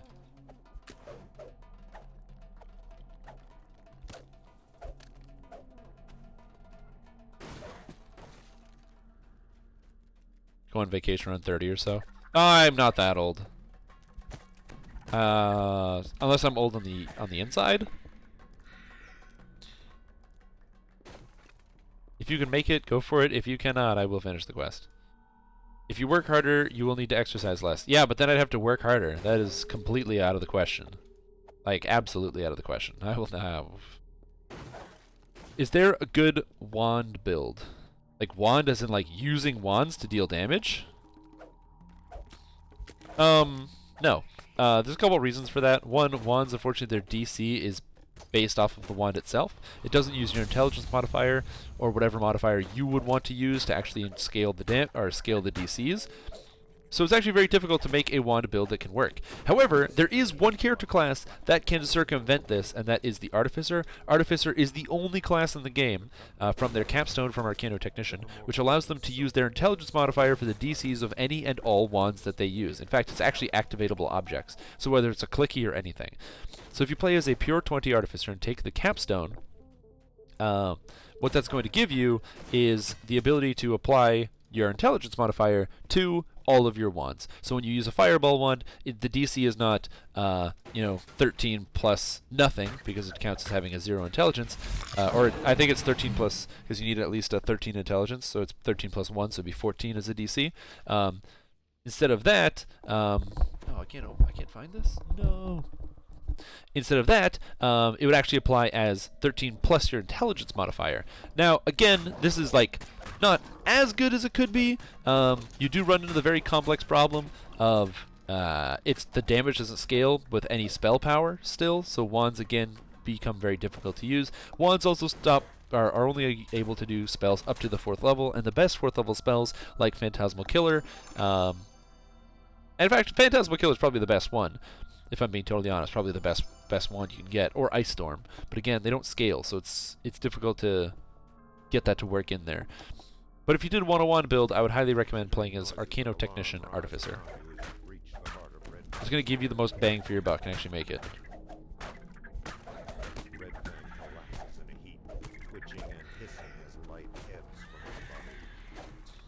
So my best recommendation would be Artificer, if you wanted to try to play a 1 build. If you're trying to play a character that uses nothing but wands. I'm pretty sure Artificer gets wand and scroll mastery.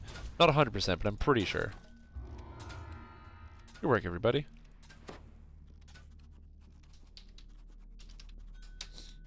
Next is Swipe Signet. Yeah. There is, oh, my backpack is full. God, no. But treasure. Oh, this Lightning Lord fire resistance ring. I have to leave it. I gotta sell, though, so I will do that. Sell and repair. In fact, while I'm selling and repairing, what I'm gonna do here is show you guys something pretty cool. Did you know that every single day, if you're a free-to-play player, you can log into the game and you will get... Can't you loot any of these items? Wait, what? How did I loot all these items? What? Vile Stinger. Oh, weird.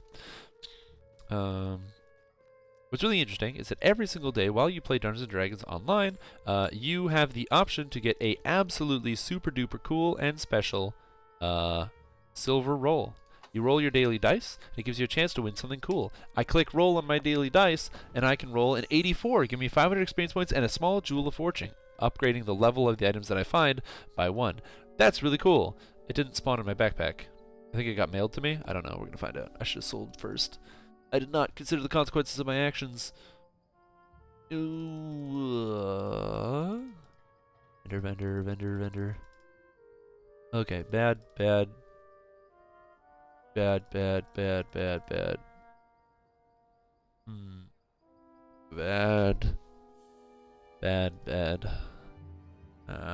It's accuracy 3.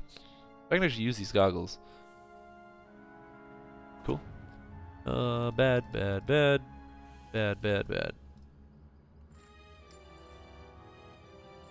Oh, it is. It's right there. Hey, look. I thought it would disappear. But anyway, you could do that. But if you're a magical VIP, of course, you just take your money. This is a Subway gift card, but pretend it's money. You take it, you shove it somewhere in the computer. Just you put it in the I don't know. It goes somewhere in here. Anyway, you shove it in the computer, and then boom, you can get a gold roll by being a VIP. Subscribe to the game, you get 1 gold roll. It's really cool. And with your gold roll, you can roll a 24 and get 5 potions of Fire Shield Worm and 2,000 experience. Who doesn't want 5 potions of Fire Shield Worm? The answer is you want 5 potions of Fire Shield Worm. This is going to make it so I take 50% damage from cold attacks. You know, those cold attacks that always get you. Although, to be fair, there are some crazy cold attacks. Polar Ray. This character's never going to have any problem with Polar Ray. Because I got Fire Shield Worm. So, it could be yours. For the low price of $19.95 per month. It's actually way less than that. I think it's $14.99 a month. Which is not... Well, I mean, it is way less because it's like 20% of the value or cost that I said. What do I want here? Yeah, I think I want Contemplation right now. Have you considered a stealth bear build? No. Just to answer your question. No, I have not. The Swipe Signet. 90.9 US a year. That's right. I buy mine in 1-year chunks, so that's how I get it. Sork is getting boosts with his Ray of Fire wand from Fire Savant. Really? That's very interesting. That might say something about the actual mechanics of it, that it actually casts it as like a spell. I am not entirely sure what to make of that.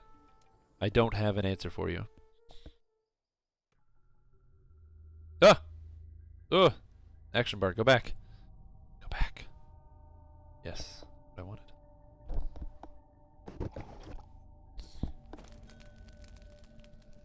That's right.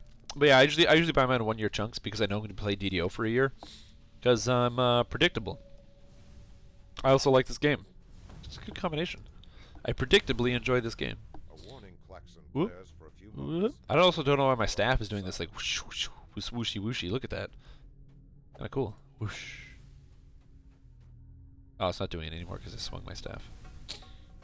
Now here I can actually fight the spiders, but instead I'll just jump through, let that spider get vaporized. Although apparently it just makes it through the trap, crawling super slow. So either I'm really bad at the game or something's going on here. Oh, it's activating conflagration as well? That's very, very interesting. I don't know what to make of that.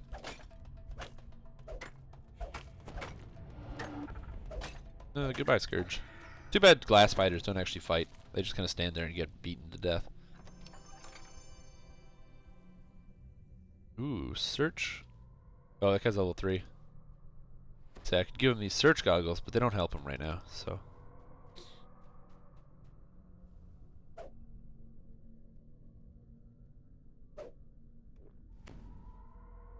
I got you. Boom. Traps need to hit a hair harder. Yeah, I agree with that.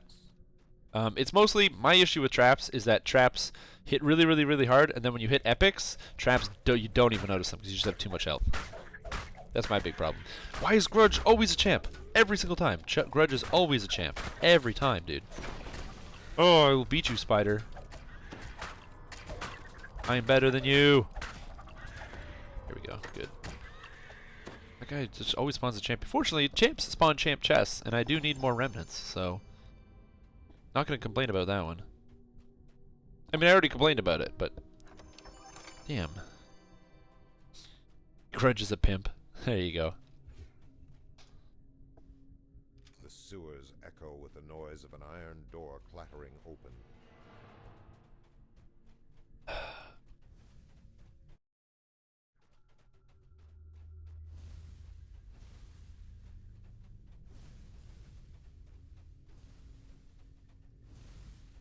Whoop. Whoop. There we go. Mouse over the champion or target, it will display as its titles as one of the champion types below, saith the Coco.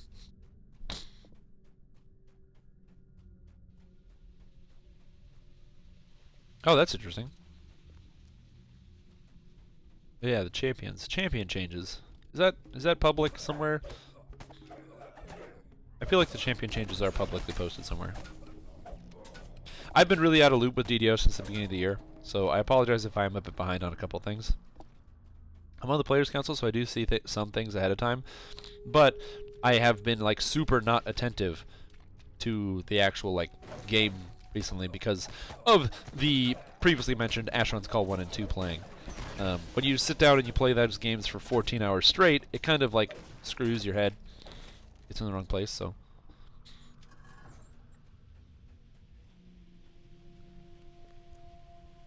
I just see stuff like that posted in the Dungeons and Dragons online Discord group.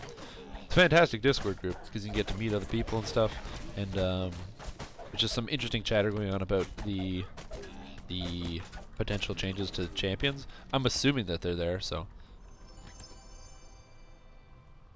And by the way, if you're like, man, what did you just say? Dungeons and Dragons online Discord group?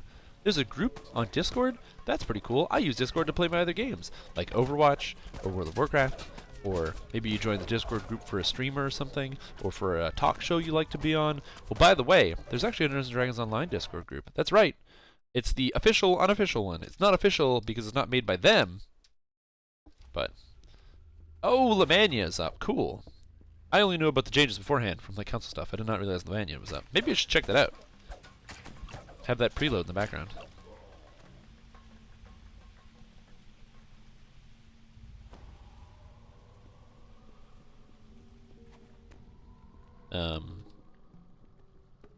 Hey yo, what's going on, everybody? Look at all these guys just literally standing here waiting to get murdered. I mean, that's cool. I like murdering people. Oh. Exactly. It's the official unofficial. It's not the official one. However, the people that work at Standing Stone Games just happen to have Discord accounts and are part of the Discord server.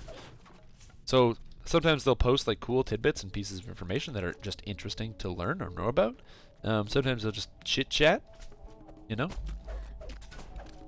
it's just a cool place to be. It's hip. It's happening. I'm a mod there. I don't get anything from actually advertising it other than the satisfaction of knowing that more people are going to continue to enjoy the game and find more avenues to enjoy the game. That's about it. Okay, so that makes sense that it's on. If it's on Lemania, that would be why people would know about it. Oh, God. I'm starting to feel my mind starting to like wander a little bit, being tired, but.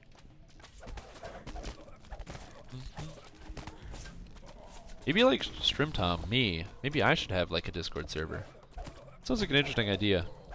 Have a Discord server for like this. Oh God, no, no! How am I gonna get up this hill? Fudge cookies! I'm coming for you. Oh, get them. Maybe I should have like a Discord server for my own stream, and then people can like know what's going on. I can post updates. That'd be kind of cool. I don't know how many people would be interested in that though. Also, be kind of weird to have like a personal Discord server. Maybe. Interesting idea. We'll have to see about that one. I might consider doing that in the future. But that's like way down the road. It's like not now. Gotta be like super famous. Gotta be like super famous. Get out of here. Alright, so I'm gonna have this guy stay here because there's a crazy trap. Huh! Can't you make your own channel in the DDO Discord? I can make my own channel in the DDO Discord, but the DDO Discord is not for me. So, like, yes, I could make a specific Strimtom related channel that we only talk about Strimtom and we only do Strimtom. But again, being a moderator doesn't mean that I want to just, use that as a venue to consistently advertise everything I do over top of things that could potentially be more relevant. Also, it would be just a teensy bit unfair considering that what if you happen to also stream Dungeons & Dragons Online, but your name isn't Strimtom? How come you don't also get a channel on the official DDO Discord? We thought about it, but it came out better to having just like a generic media channel. I'm not sure how people can advertise their streams and stuff. There's like a feed that tells you anytime someone goes online. So if you are interested in Dungeons & Dragons Online streams, there is like a feed that will specifically, anytime people go online, it'll say, hey, so-and-so has gone online. It also posts things from the Reddit, Dungeons & Dragons Online subreddit. If you use Reddit at all, I highly recommend you check it out. The subreddit has increased in popularity like by 800 million% since like about a year ago, which is really good because it's a great service. A lot of cool and interesting people on there. I know, because I'm on there. So, are red names spawning as the champions intended? So there's a short and a long answer. The short answer is no. The long answer is yes. Sleet storm. So the champions are not supposed to be spawning as red names. It was residual from Lemania. So on Lemania, they made it so that they did some Reaper testing, stuff like that. And made it so that, champions can spawn as red names in Reaper mode. This was a cool idea, and I really love this idea. I actually think it's an amazing idea. I would like all champions to always be red names, at least in Reaper mode. All red names to always be champions. Not champions to be red names. That would be fucking terrible. But the other way around. All red names to always be champions. Because it makes it a little bit more dynamic and a little bit more complicated. Malaran, get up. Malaran, get up. Good boy. Oh my god. I'll get him. Ooh. Long story short, it's not actually intentional. They don't want it was not intended for all red names to be champions. I think it was something, however, that got accidentally left in the game or in the game code. And so then they were like, oh, okay, well, everything is now champions. And they realized, you know what, maybe this isn't such a bad thing. And they left it in the game. That is my suspicion as to what happened. It was basically an accident that somehow made it onto live servers. And then people were like, it's not that bad. Like, you know what's really fun? When you're doing, is it Enter the Kobold? No. Mired in Kobolds, where you're in the swamp. and you have to fight you fight all the kobolds, and you get to the black dragon. After you kill the black dragon, then Sinvala, the mother of the dragon, spawns, and she's a purple named dragon. She can now spawn as a champion. If she does, you better be in for the most difficult fight of your life. And by that, I mean you instantaneously die to this dragon if you're not prepared. It's really fun. I really like it. So cool. Yeah, that's a lot of XP. What's next? Did I do all the free-to-play level 3 quests? Yes, I did. So next is Catacombs.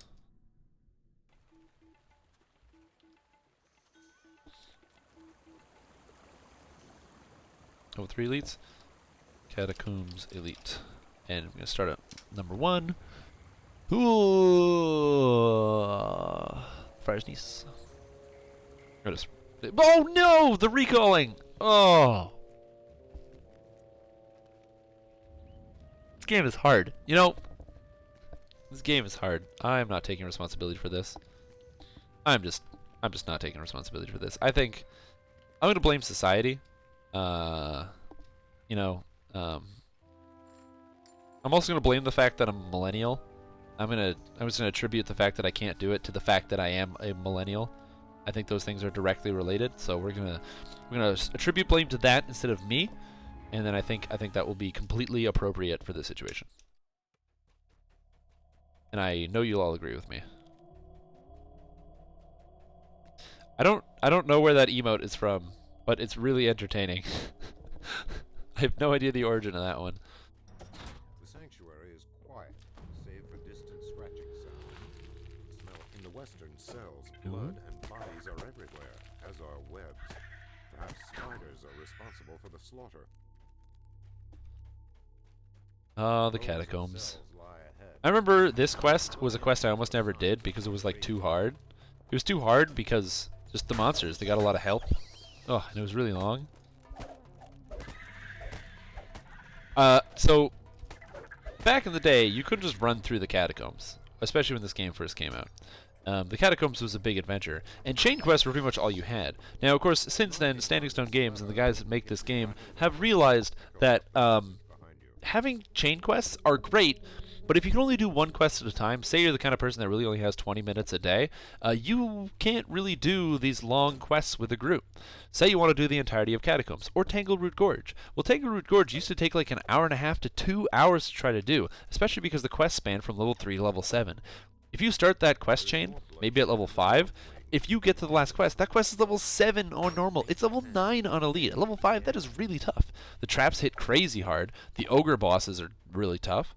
So if you actually try to do that and try to beat that, like I said, you're going to be running into a lot of trouble. So if you happen to only have like an hour at a time, and you play for an hour, and you... oh, did I share this? I don't know. You play for an hour, and then at the end of your hour, well, the quest isn't over. You got to bail in your group. Well, your group's going to be upset, especially if you're playing as like the rogue or the cleric. This was back in the day, of course. And if you bail on the group, you're probably never going to finish Catacombs. People don't want to start at part 4. Nobody has to start at part 4, so you get kind of shafted. Since that time, Standing Stone has made it so that there are many more different breaks in quests. Now, say, for example, another chain like Wayloon. Wayloon has 5 quests, but you can do them in any order you like. You do all 5 or 4 quests, and then you unlock the last one, then you do the last one. People will just join in for those quests whenever because it's not specifically a chain. You can easily just pick up whatever quest. Hungover from the Catacombs. Exactly, because if you don't want to leave that group. If you leave that group, you are never finishing Catacombs, and you know that, so you can't leave the group. Same thing with Tangleroot and all that other stuff. There's something on the floor in this cell. A rag paper note. Read note. Father, they walk again. I have gone below. Marguerite.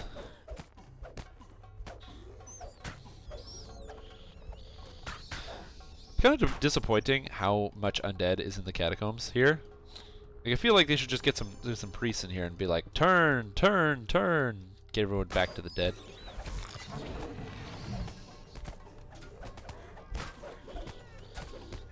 Man, when did I get so much key? I have no idea.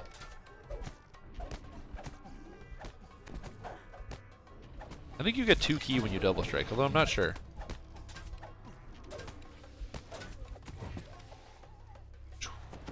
Healing.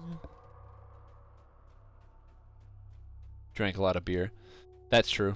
I should have a beer right now, but the diet. It's like don't drink any beer when you don't have to. I mean, it's not like I have to drink beer. I'm not like, must drink beer. Stressed. Day too hard. Like that's not the case. But I do have to. I do want to drink a beer.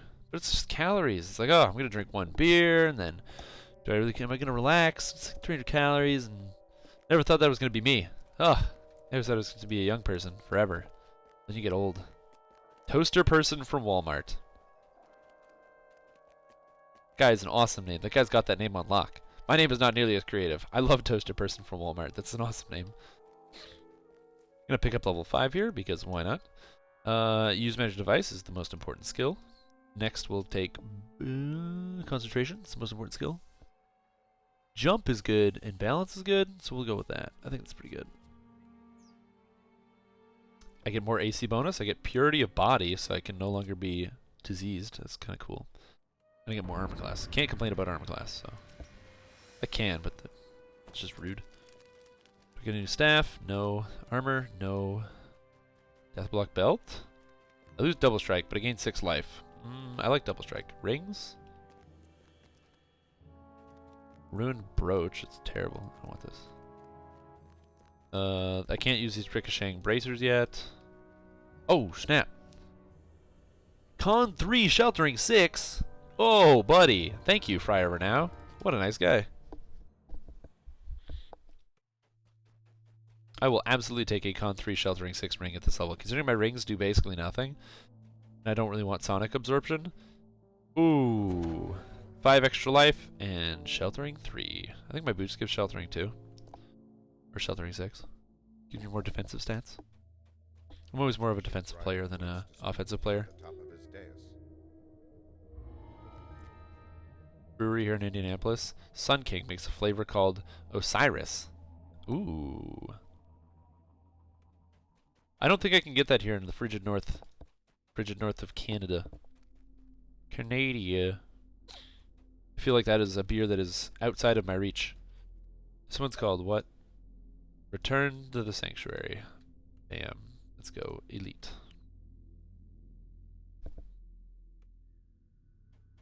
The moans of the undead rumble throughout the scrape of bone. Oh, what am I looking at? Sounds from the north wing. Oh, it's a Reddit post. Something strange ahead. Need someone to explain this green steel crafting to me. Oh, well, if somebody knows green steel crafting, there's somebody who just posted something on Reddit who's like, I don't understand green steel crafting.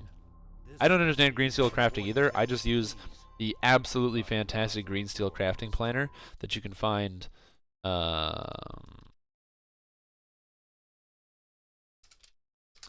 You can find right. Oh, this is the green steel crafting planner that I always used. It's a fantastic planner. It's the best one. In fact, you might actually know the guy that made it. That's this guy Agu.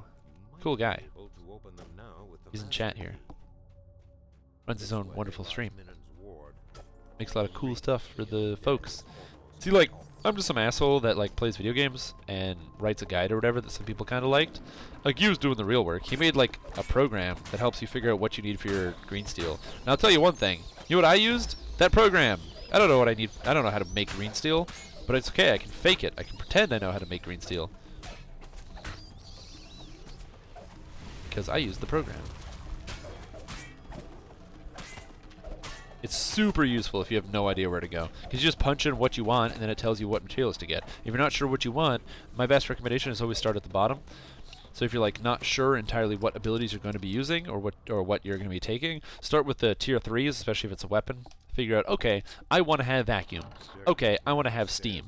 Figure out what you want, and then afterwards it'll limit your choices based on that, so you can make sure you don't screw it up. Now, keeping that in mind, if you are making a legendary green steel weapon, the first one you should make, and you should always make, is a vacuum in general, because vacuum is going to be the best.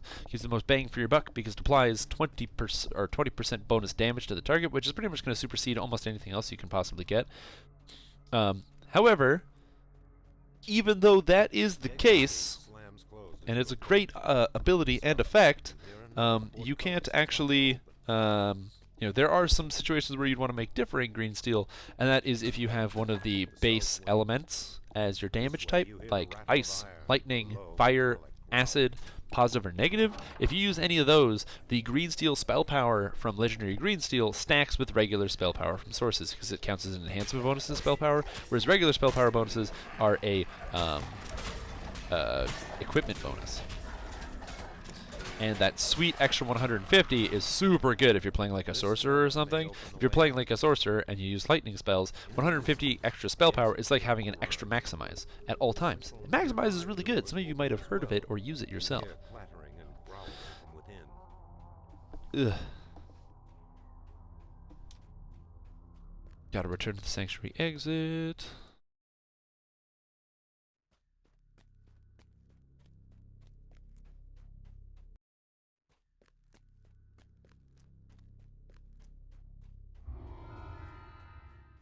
There we go. Then we leave. Oh, my back is so itchy. Ooh, that feels good. I don't know why my back got itchy. I feel like some kind of bear. You like a scratching post or something behind me? So, like I do every single stream, I'm curious. Do you guys have any cool or interesting builds that you got going on right now? I'm always interested to hear about cool or new builds. So if you happen to have a cool or new build, please let me know. I like hearing about the diversity and like the great ideas that a lot of you guys really have. There's a lot of very smart and dedicated community members that we have who come up with super cool ideas, and I like to steal those ideas from my own. But also, I don't know, it's a cool place to like share your builds and talk about them. So if you got anybody playing anything cool or interesting other than that guy bow shooter and his crazy build, the bard fighter sorcerer. This is called the Old Archives. The Old Archives. Finish off my coffee here. It's not that cold. It's only been 2 hours. Oh man, this is the problem with streaming. I find like if I stream, if I have like a drink or like a food beverage, well, it depends. If it's like my own personal stream, I usually like a bit more relaxed. But here we gotta keep it top notch. Never letting the ball drop. Arty life? Ooh, Arty lives are still pretty cool. Are you doing pew pew pew Arty? Are you doing Arcanotech Arty? Are you doing melee Arty? Are you doing Arty rogue split? Are you doing army build Arty, where you're like Arty druid warlock? So you got the double pets. So you got the wolf pet, the artificer, iron defender pet, and you've got an ooze weapon, and you've got warlock for the actual pet buffs. Oh man, army build. That'd be a sick army build. Plus you get the summons. It's kind of disappointing that Artificer doesn't have like summon construct. Arty Rogue Ranger, that's cool. So you get to abuse the on-hit damage. I like it. I did a similar build, except instead of Rogue, I did 12 fighter, 12 fighter, 4 ranger, 4 warlock to do a repeater build that did on-hit effect damage.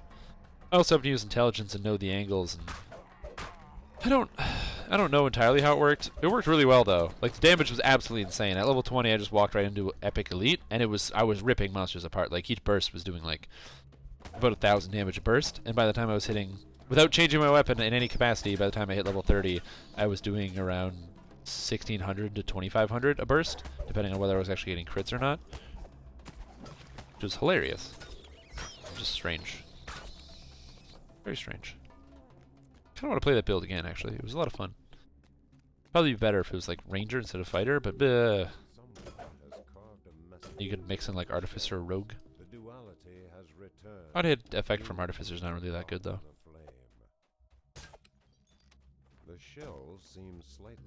Yeah, I like that. Classic build there. I've never actually played the Arty Rogue. I know it's good. I don't know. I find if you multi-class away from Artificer, I find you don't because you don't get the rune arm anymore. It's not as powerful. Like, you still get it, obviously, and it gives you the imbue. But for me, it's not really about the imbue. It's about the actual, like, you know, the Mega Man cannon. Because, you know, I'm a huge fan. That I'd rather, like, for me, that's more or less what I'd rather do. Oh, hey, what's up, Greater Arcane Skeleton?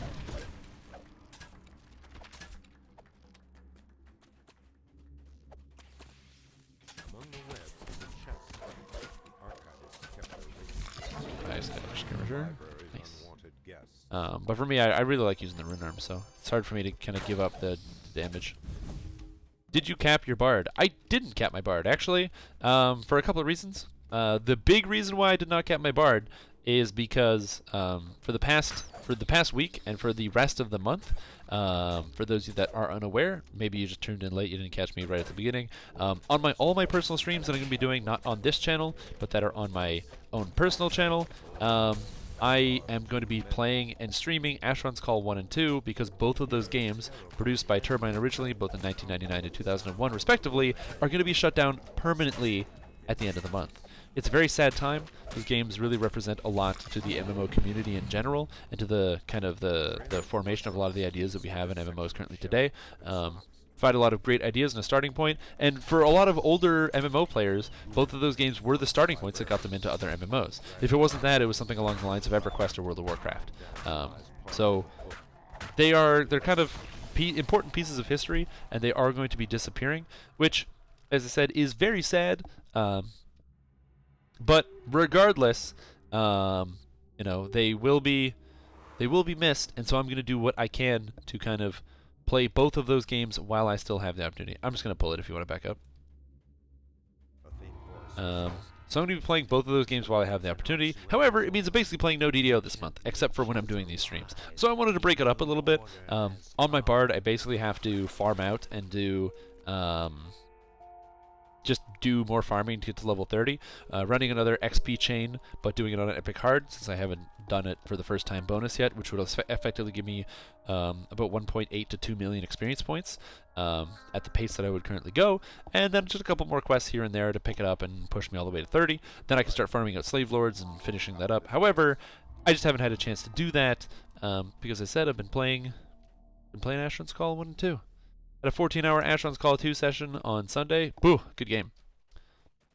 Hey, what's going on, W Sung? How you doing? How are you? Well, Ogmort Jarutu to you too. He's a good guy. I wouldn't call him a Jarutu though. It's kind of rude. But what are you gonna do? Yeah, no. Unfortunately, I have yet to cap the bard. I didn't want to play it this week because I didn't want to do the same thing 2 weeks in a row, especially because if it's literally just grinding, I'd enjoy it. I'd enjoy the grinding, but I don't want to subject you guys to the grinding. Watching someone grind out just a quest like that. This is a little bit different. We're running around, doing some lower level stuff. Clearly you Jarutu. That's what you did. And you gotta pay attention. Just read the facts, man. I couldn't tell you. I have no idea what you mean by the panel. Why is panel weird?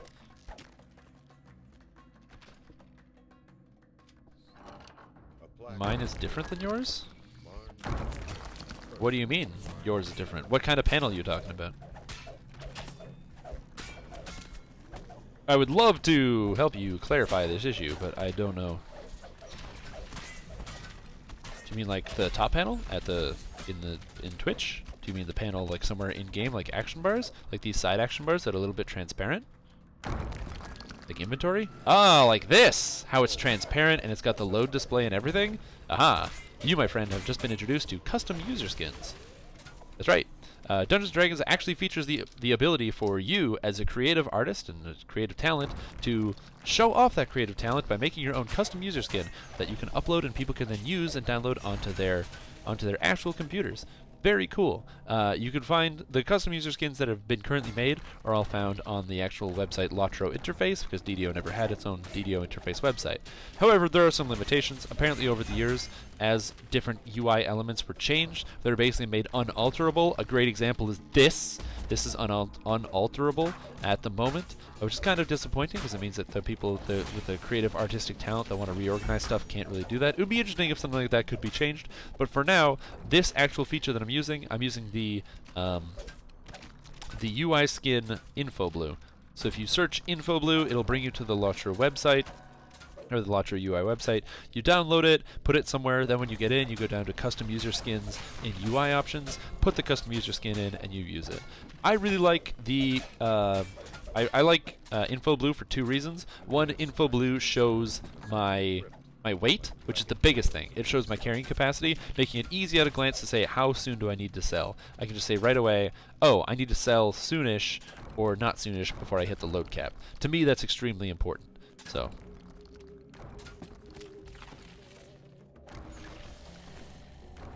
DDO is like LVUI for WoW. I never really liked LVUI that much. I'm being totally honest. Not like it's a bad UI, I just didn't really like it. I used it because it was convenient, and there was like very little I had to do to actually customize it, but I didn't like the look of it. I found it very... It like kind of killed some of the magic of it, you know, because it's like, it's supposed to be like this game, and it just makes all your menus and everything look like it's like they're very computerized and computery. Very sleek. It definitely looked very sleek and tight interface, but it didn't really feel like an MMO interface. It felt like an interface of like if I was like playing like Star Wars or one of those types of games. So.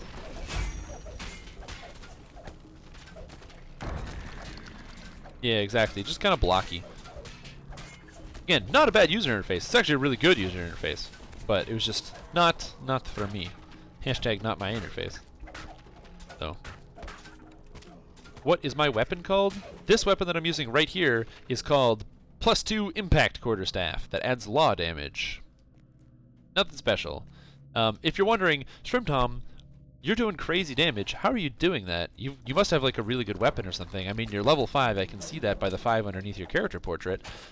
Well, how do you do this? It's actually the magic of playing as a monk. Henshin Mystic, for a reason I don't entirely understand, for each core gets 10 melee power. 10 melee power increases your damage by 10%, so because I have 2 cores, it's 20% bonus flat damage. I have power attack, which gives me 10 bonus damage, and I get to use my dexterity to my damage because I'm a monk. So having 10 plus 1.5 times my dexterity, so 5, 1.5 is 7 rounded down, gives me 18 base damage added on, then plus damage from my weapon and what have you, giving me 20, so plus a d6 plus 20, then scaled by an extra 20%. Holy moly, look at the damages. So there was a time when Monk was, I would say underperforming, but it wasn't amazing.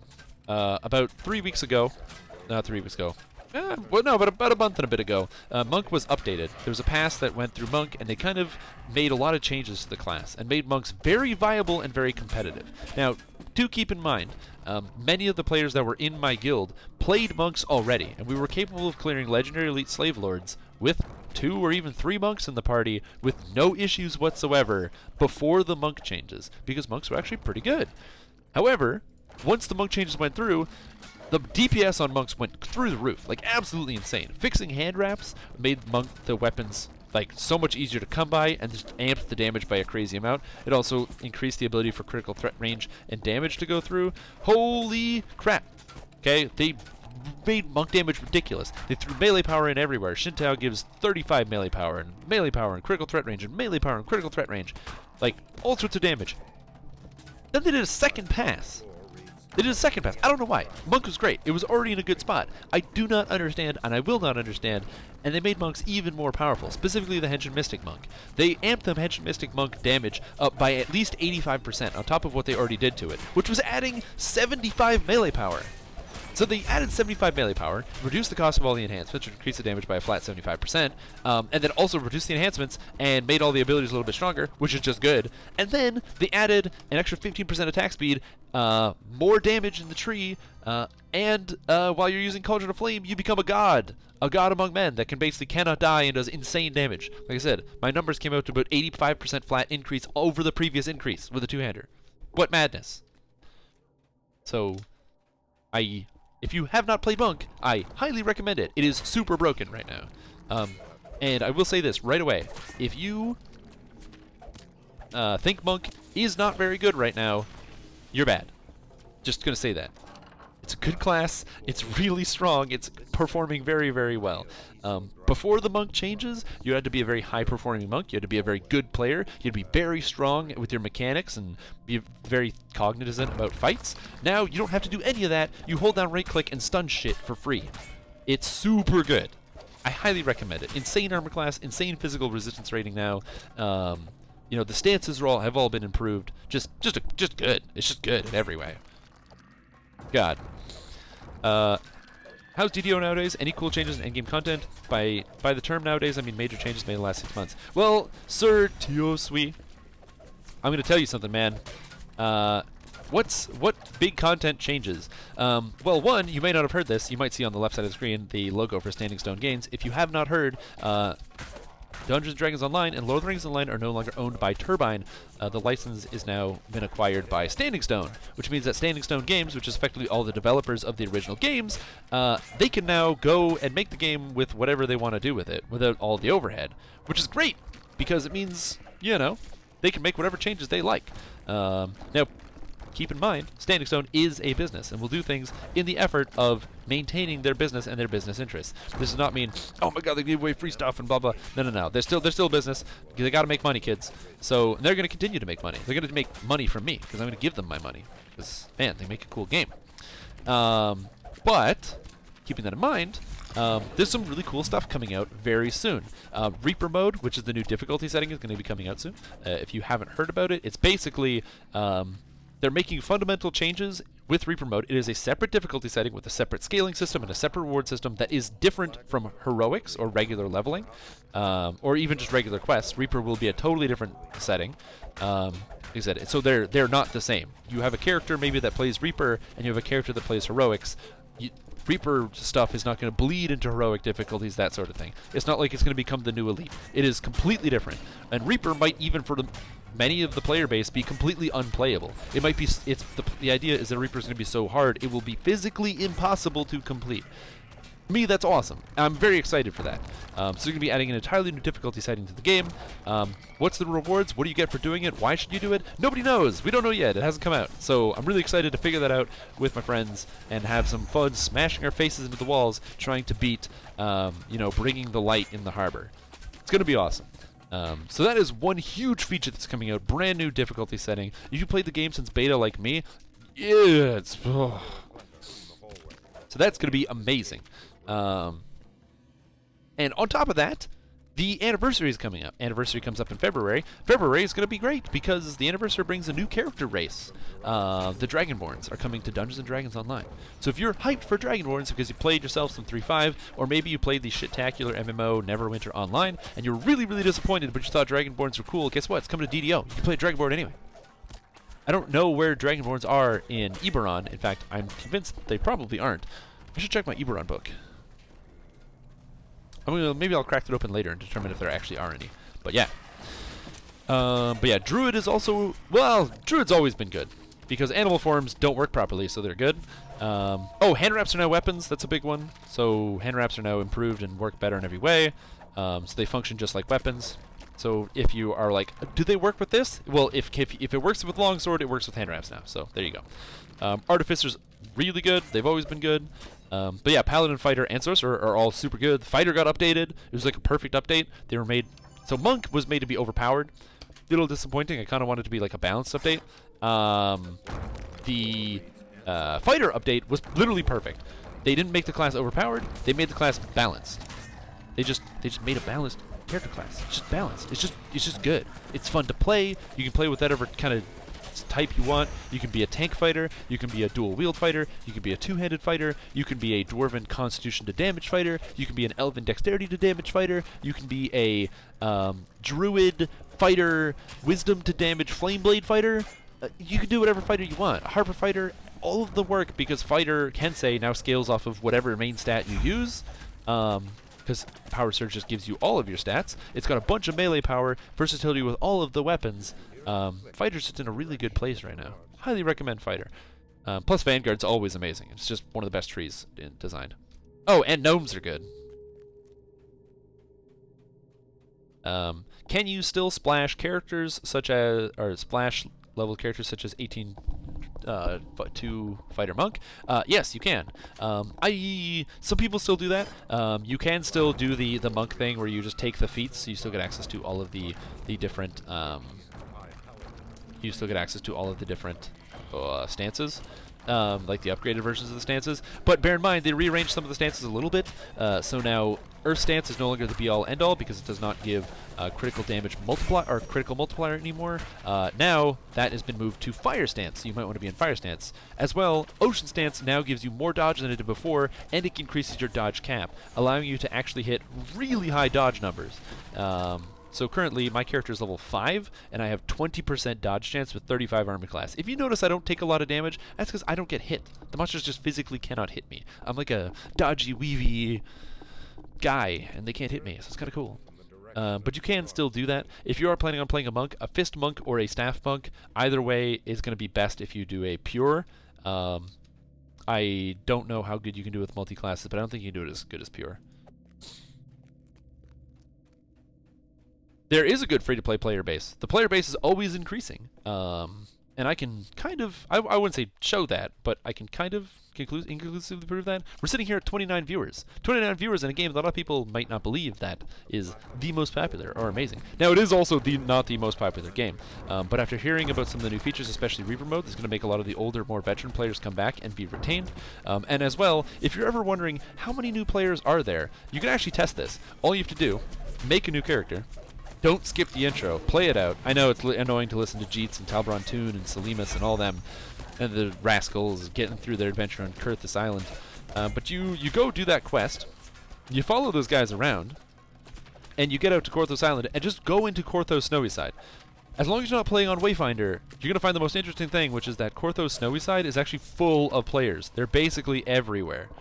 It's really cool. There's new people picking up the game all the time. As I said, the DDO subreddit has become significantly more popular. I don't really look at the DDO forums because from previous experiences, the DDO forums is kind of like mishmash of the worst attitudes of any people I've ever encountered in my entire life. There's like, I've never seen people more upset about playing a video game. Actually, that's not true. I've also read like the Hearthstone subreddit, but man, like it's the DDO subreddit is super thriving right now, so I highly recommend it. I'm picking staff because one, every single monk player I know is doing hand wraps, so I already know hand wraps are good. You know, I have 3 guys in my guild that now play monk, and they play hand wrap monk. I had one guy who swapped from sorcerer to monk. I had one guy that swapped from, well, he played monk, but now he went from multi-class monk to pure monk, and another guy that plays monk.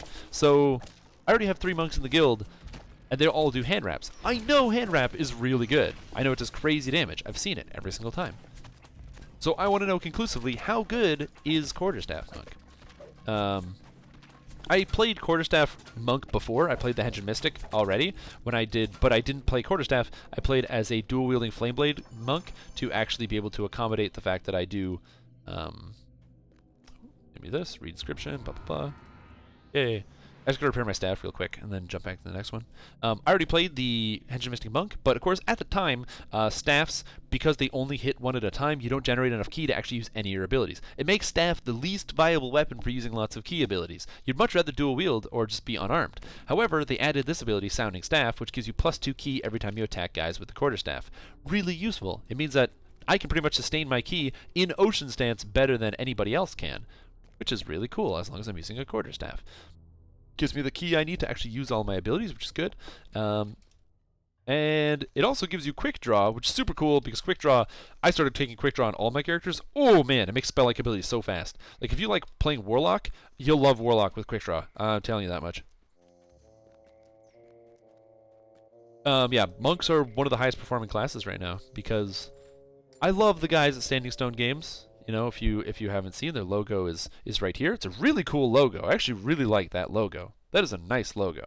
But I think that none of them are able to stand on one foot for more than 2 seconds because they have no sense of balance.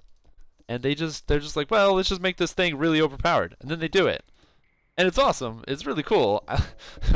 Like, monks are really fun because they're invincible and they deal insane amounts of damage and they can heal the party and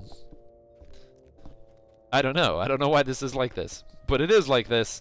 So did I repair my staff? Did I? Yes, I did. So I don't know why that's like that, but it's cool. I just like it. But if you did like the game, I highly recommend you check out Reaper mode. It's going to be really cool. They're also revamping the champion system and making a few changes. I don't know everything about it though, because I know what was talked about from. As far as I know, the gist of it, this could be wrong, but the gist of it was that the champions, the way they work right now is that whenever you find a champion, it picks from a random a pool of mods that can be applied to the champion. Think of it like the Diablo 2 monster system. Whenever you find a rare monster or something, it'll have like a name, so it'll be like Bleed Smash, the Hungry, or something. And then it's like a regular guy, and then it has several mods like extra damage or like immune to cold or something like that. And you have to deal with it as you go along and as you're doing stuff. They had that system in this game for champion monsters, which is really cool. Diablo 2 is an amazing game, so obviously taking a feature out of Diablo 2 and putting it directly into DDO is going to be a good idea. They're updating the system so that way the champions will all be recognizable. So instead of having, champions that pull from random pools, there will be different classes of champions, and each champion will have a set of mods. So if I see a champion of X, then I know exactly what it does. And this is great because, one, it means champions will still be there with varied mods, but the most important thing is that it's immediately recognizable. You see a visible indicator. Instead of just seeing a crown, you see a crown that has a symbol on it. And when you see that, you know, this is how I approach this monster. It's going to do this, or it can do this, and then you can approach it in a certain way. It keeps the challenge element without taking the tedious, like, okay, what's this one do? And you read it, and then what's this one do? And you read it. You'll have to read it one time or two times or three times, but then once you encounter it a couple times, it becomes much more fluid. It's going to be better for you as a player overall, which is going to be really cool. I'm very excited for that new system. It's also going to be a lot of champions, so you'll really have to be on your game if you're talking about paying attention to all that. Did I just say Quick Draw works on spell-like abilities? Yeah, it does. All spell-like abilities. So if you play Warlock or Sorcerer or anything like that, any class has a lot of spell-like abilities. Say you happen to have a lot of abilities from Epic Destinies, it basically makes it so that Quick Draw works on spell-like abilities, so they cast significantly faster. It reduces the time in between the casting of spell-like abilities. That's right. That is how that works now. So I pretty much take Quick Draw on like every character.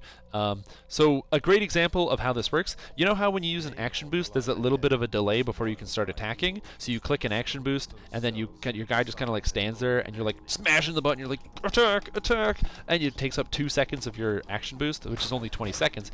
Losing 10% kind of sucks. With Quick Draw, it makes it instantaneous. So you tap your action boost, and then all of a sudden, boom, you're attacking, and you're murdering, and you're killing people. So same thing with your spell-like abilities. If you're playing as like a warlock and maybe you're melee and you have the energy bursts, you can do your burst super fast and then keep meleeing and then go back to your bursts. If I had known that Quick Draw was going to be so good on my dwarven warlock, I would have absolutely had that at the time. Now, as a monk, I get it for free from this sounding staff ability because it basically means I can use my abilities like Incinerating Wave and Cauldron of Flame as 100% supplementary abilities. They just give me damage. It takes barely any time to actually cast them, so unlike before where you'd have to be like, woof, and then it would take all this time, and you're not attacking stuff, it's much faster, and there's very little delay in between actually getting back to the combat. So it's a very, very good change and a good feature, and I highly like it. Standing Stone has been working on Reaper for a long time. They said they wanted to have it come out in December. They said they wanted to have it come out in January. They're not sure when it's going to come out, but the official statement is it's going to come out when it's done. And for me, you got it. Sounds good, guys. Just work on it. Make it perfect. I want the hardest, most difficult difficulty ever. I want like just like I said, I don't want to be able to beat Reaper mode on the first day. I don't want quests to be able to be completable, in the first hour, first minutes, or people just literally take their builds into quests and are just like whatever, and they're beating it. So it's going to come out when it's done. So the moment it's done, that's coming out. And actually, I know one of the guys who was spearheading the project just happens to be lead producer, and believe president of Standing Stone, or CEO, or whatever you want to call that. Severlin, super great guy. I'm gonna die here. Rip. Oh, I didn't die. Oh, I took a lot of damage, though. Goddamn. He's actually spearheading the project and doing a lot of it himself. So, which is really cool. Gives you really a good amount of appreciation for the guy for the amount of work that he puts in. He's like, you know what, this is a really cool feature that our players have literally been asking us for since we made this game. Let's do it. Let's make it. And I'm excited for that. Oh, and I'm going to play so much Reaper mode. Oh my god. Why do I have to have like a job? I wish I could just like sit at home and play DDO all day. Because I totally would. If streaming Dungeons and Dragons Online was actually a viable option to make money, that would be amazing, and I would do that. I would totally do that. I would do this all hours of the day, every day. But unfortunately, it's just not a viable option. Apparently, you have to like pay your bills. You know, food ain't free. I mean, like this cup of coffee. How much does a cup of coffee costs? If you factor in the cost of the cup, it's actually like $20, which is crazy. That's way too much. But if you ignore the cost of the cup and you think of only the contents that are the coffee, I mean, I have like a Keurig, so I got like 30 of the K cups for like $20. So that's like, it's like 75 cents a cup of coffee. No, 66 cents a cup of coffee. And if I want like 2 cups of coffee every time I play my game session, then it's like, you know, the cost is right there. I gotta pay those bills, electricity, you know, gotta buy special, fancy, expensive computer parts. So. No playing DDO for a job for me. At least not yet. So what I need you guys to do, this is important, if you could do this for me. If you like Dungeons & Dragons Online, you think it's a really cool game, I recommend trying it out and getting some of your friends to give it a shot. You know, there are people that are already getting bored with games like World of Warcraft because there's kind of like the lulls in the expansion. Although they do have some new patches coming out soon, so it's hard to say. But there's always going to be people that play some of these online games and stuff, and they don't, you know, they might have never tried it. They might have never had the experience with this very unique and different game. That's the other thing. DDO is just different. There's no other game like DDO. There's other games that, you know, try to be like DDO. You look at games like, what do you got there? Like I said, like Neverwinter tries because it'd be like this adventure-y kind of game, but DDO is just, how do you describe it as like in the context of another game? It's you know, this game is adventure-based. You know, it's not about like, oh, hey, do this quest where you have to go collect 10 rat heads for me, so then I can, I don't know, put the rat heads on my wall or something, or whatever. Or like, hey, can you deliver this letter to the other side of the planet, please? Thank you.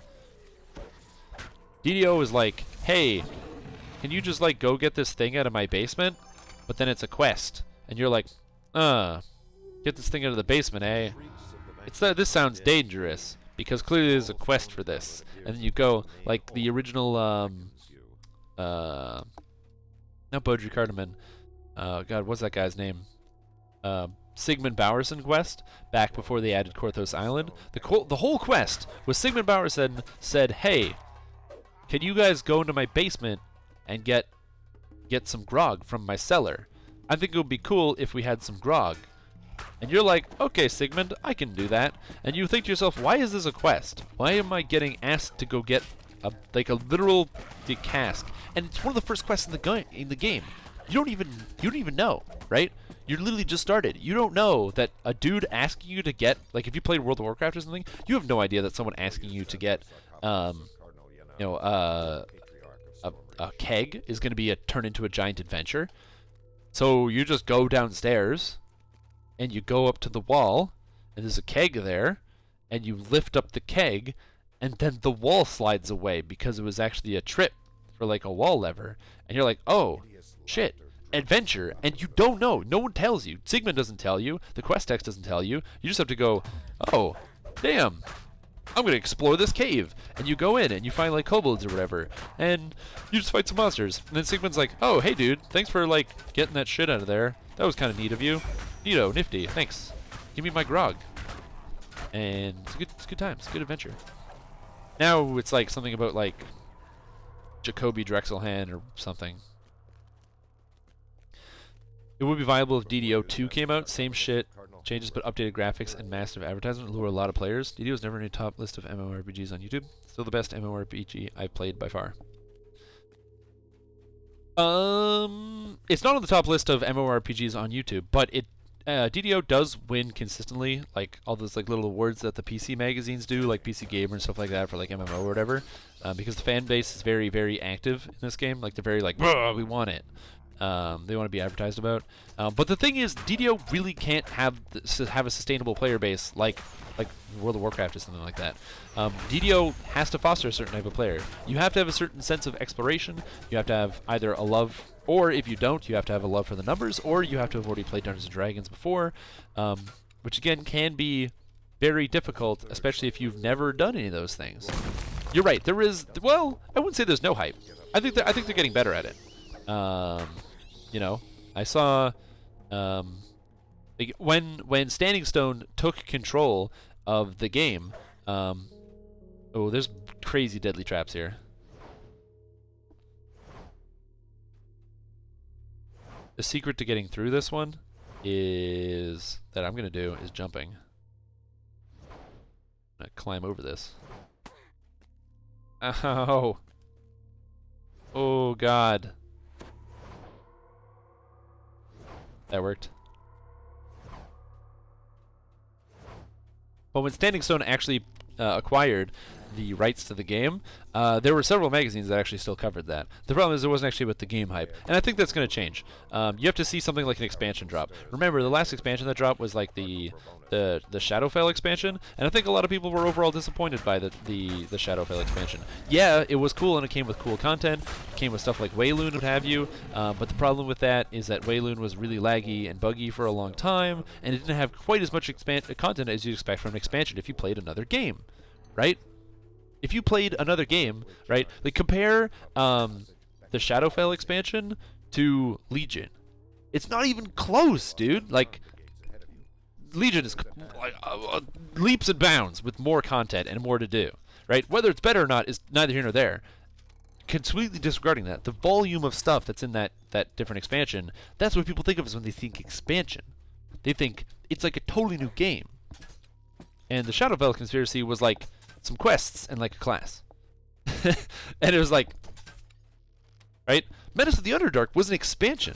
It added an entirely new segment to the world, a whole set of quests, a whole bunch of races, a new class. Really great stuff. And there's Shadowfell Conspiracy. It was like, it's kind of cool. It's pretty good. Buy it, please. Please buy it.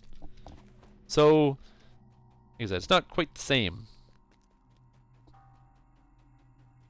Remember when Epic released DDO? Yeah, Amrath was tough, man. It was also free to play. So like I said, I'm excited to see where the game is going to go. I do agree that they need a little bit more hype, but that's all we have to do. Literally, that's all we have to do. The more popular the subreddit is, the more people go to it and they think, oh, cool, this game's not actually dead. The more positive we are on the forums, the more people that just Google the game, check it out, you know. The more friendly we are in the actual game when you actually meet new players and you take the time to listen to them and teach them and show them where to go and what to do, you know, the more people are going to be inclined to learn and continue to play the game. It's on us. The onus is on us, team. We could do it. Nope, you did not miss the Strimstream, man. You did not miss it. We are still going strong for another 40 minutes. 40 minutes. I'm going to go to bed because I'm really tired.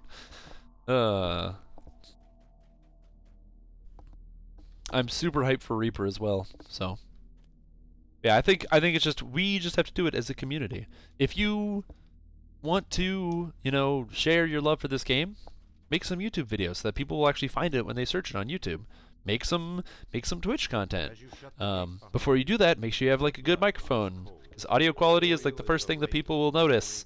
If your stuff sounds terrible, no one's gonna watch your video. This is important, but TV spots. Well, is the DDO audience gonna watch TV? That's the question. I don't watch TV. I'm a millennial. Millennials don't watch TV. I'm like a target audience, man.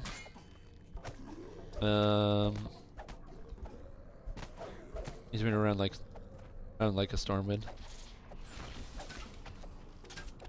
Yeah, man. And rather tough. Burning pot trying to keep GameP group alive. Yeah, man. Amrath. Oh, that stuff was tough when it first came out. Oh, man. It's not nearly as hard as it is now anymore, but... A third barrier bars Oh, welcome, Cerulean. Cerulean? I can't pronounce names. Names are tough, and words are tough. But welcome to the Strimstream, and DDO in general. If you ever have any questions, if you want to learn any tidbits of the game, there's always going to be people, especially in this chat, every single Tuesday from 7 to 10, and myself that can help you out if you do have any questions. And of course, what if you're playing the game and you're like, man, I have a question, and I don't know where to get the answer, and I can't really find it on Google, or maybe you're not sure about where to look for information. There's actually a couple great places you can look right away. The first place I'd highly recommend looking is the DDO wiki. It's extremely up to date and cared for by very, very dedicated users. It's actually probably one of the best wikis for any game I've ever played. It's got very unobtrusive advertisements on it, unlike some websites which, like for example the Path of Exile wiki. Again, a great up-to-date wiki, but the advertisements on that website are just horrendous and they destroy your browser. DDO wiki doesn't do that, which is kind of nice, but it's extremely up-to-date and very, very well done, well written, documented the moment things like bugs or anything are displayed, so you'll know about them the moment they happen. New content hits on there like day one when it comes on the private server. It's already up on the wiki. Like these guys are dedicated, and it's really awesome. As well, if you use any other video game chat services, say you've used things like Ventrilo in the past or TeamSpeak, there isn't a DDO, Ventrilo, or TeamSpeak server because it's not 1995. But there actually is a cool service that you can use called Discord, which is basically the best service I've ever seen. I'm going to link it right here. It's the official, unofficial DDO Discord server. Discord is a fantastic program. Allows you to chat and communicate with many different other gamers very easily. You can join multiple different servers at the same time. Think of it like, you know how if you used Vent or whatever in the past, and you had to like put in all the server information, and you can only be logged into one at a time, and there was no chat. It was always just like voice chat. Well, Discord is just like that, except it's free, has all the same numbers of channels, it has text chat, and you can join multiple at the same time and use the same nickname in every single one, because you just make your own account. It's a really great service. I highly recommend it. And the DDO Discord channel is a great place for you to ask questions or to find information about the game. The users are extremely knowledgeable, very friendly, and the actual staff from Standing Stone Games do pop in and read and talk to people on the server. So if you've ever wanted to, like, say hi to a game developer, you could do that. You could also just say hi to a game developer. I'm sure you might know somebody, or like you can send them an email and that literally just says like hi and like a smiley face. That's true, Strimtom is a mod there. I could work harder as a mod, but I don't. I moderate when I need to. When things need moderating, Strimtom is there. Like a good moderator, Strimtom is there, so don't you guys forget it. Oh man, talking so quickly. Oh no! It's okay, even though I fell. Kobold. Oh, he's dead already. Oh, did you miss something? Yeah, absolutely. So, Turbine Games were the previous owners of the Dungeons & Dragons Online, the license to Dungeons & Dragons Online and Lord of the Rings Online. However, back in December, the finalization of several, what sounded like months of paperwork went through, and a new company was formed called Standing Stone Games, which then purchased the rights to Dungeons & Dragons Online and Lord of the Rings Online. As a result, Turbine and Warner Brothers now have no effect on this game, and so it's run by the guys that made it, which is really cool. So it means that basically there's less overhead, there's more stuff that can be done. It's looking really good for the future. I really want Standing Stone Games to come out with some merchandise so I can buy some Standing Stone merch and have like a Standing Stone t-shirt or a Standing Stone baseball cap. I don't know. I just want Standing Stone merch. I don't know if that's crazy or too high of an expectation, but I just want it. So please, Standing Stone, let me get some merch. Goodbye, Arcasic. Ooh. Is Lord of the Rings still alive? I don't know. I stopped playing the game, so I played Lord of the Rings Online in beta. I'm going to say that a lot, but I played in the closed beta and in the open beta. In the closed beta, I tried out several of the classes, and then when the open beta came out, which would actually transfer into the main game, I had a minstrel and a burglar, and then I ended up getting my burglar to camp. You know, did all your classic raids, Rift, and Hellegrod. Rift and Hellegrod, fantastic raids. Hellegrod not so great, but Rift, Rift was so good. Played all the way through the Mines of Moria expansion, the Eves of Mirkwood expansion, and all the way through the Rise of Isengard expansion. I stopped playing after that, and as far as I know, the game is not quite as fun for me, personally, as it was back in the day. I think it's gotten considerably worse, but again, that's my personal opinion. You might have a differing one. It's still a good game. It's basically just World of Warcraft with Lord of the Rings in the front, and the Warden class, which is the best class ever made by any game developer for any game ever. Ooh, it's a good class. Highly recommend it. Yeah. Health necklace. All these items are bad. I don't want any of these items. It's disappointing. Cardinal gloves. Diplomacy 7. Well, I'm not wearing gloves, so I guess that's fine. Sandstone is going to make it extra dank. That's true. They're going to have the dankestness. They might even have all sorts of memes everywhere. Termite is a mobile game. Exactly. So Termite's more of a mobile game development studio. Now, I don't even understand how that process happens. I don't know how you take like guys in their 40s who've been making MMOs since the 90s and say, hey, can you make a good mobile game? They're like, we don't even understand. We're in our 40s. We don't know how phones work. We're not like mobile. And they're like, cool. Make mobile phone games. I don't know. I don't know who fired that decision down the pipe. What's next? What is next?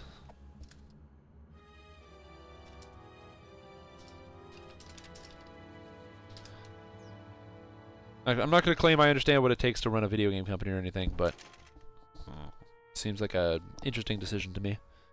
So what does this do? Focus. While centered, you gain +5 exceptional bonus to hit? Oh, what? This gives +5 bonus to hit. What is this? Okay, while centered, you and nearby party members gain +10% exceptional bonus to universal spell power. That's pretty good. +5 exceptional bonus to hit. And 5 more melee power. What? What? What is this madness?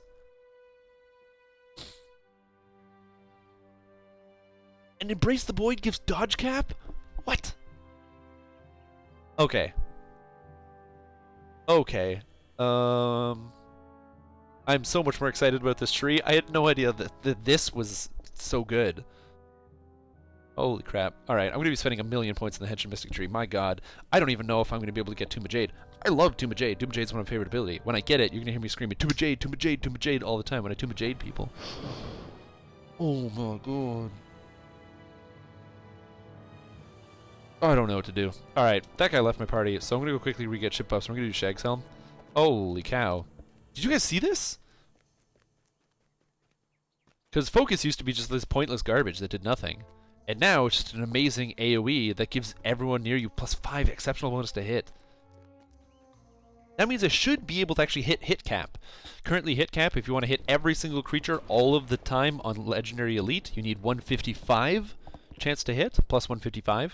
I might actually be able to hit that with this character, which is kind of crazy considering I use power attack and not precision. We'll see though. I'm not an elf, which makes it a little bit harder, who get the percentage bonus to their chance to hit. So, you know, I have to see what we can do. The numbers will be a little bit fuzzy. But you get extra +7 from the tree now on your chance to hit. Because these are +1 to hit and damage, so this is 4. And then you get 3 here, which is 7. You get 5 here, which is 12. You get, when you're in the cauldron, you get an extra 5, which is 17 base chance to hit. Is pretty good. Yeah, that's madness. Oh, I'm excited for that. Also, now my passive key regeneration has been increased by 1, so it just makes it easier to generate my key and to keep a stable charge higher.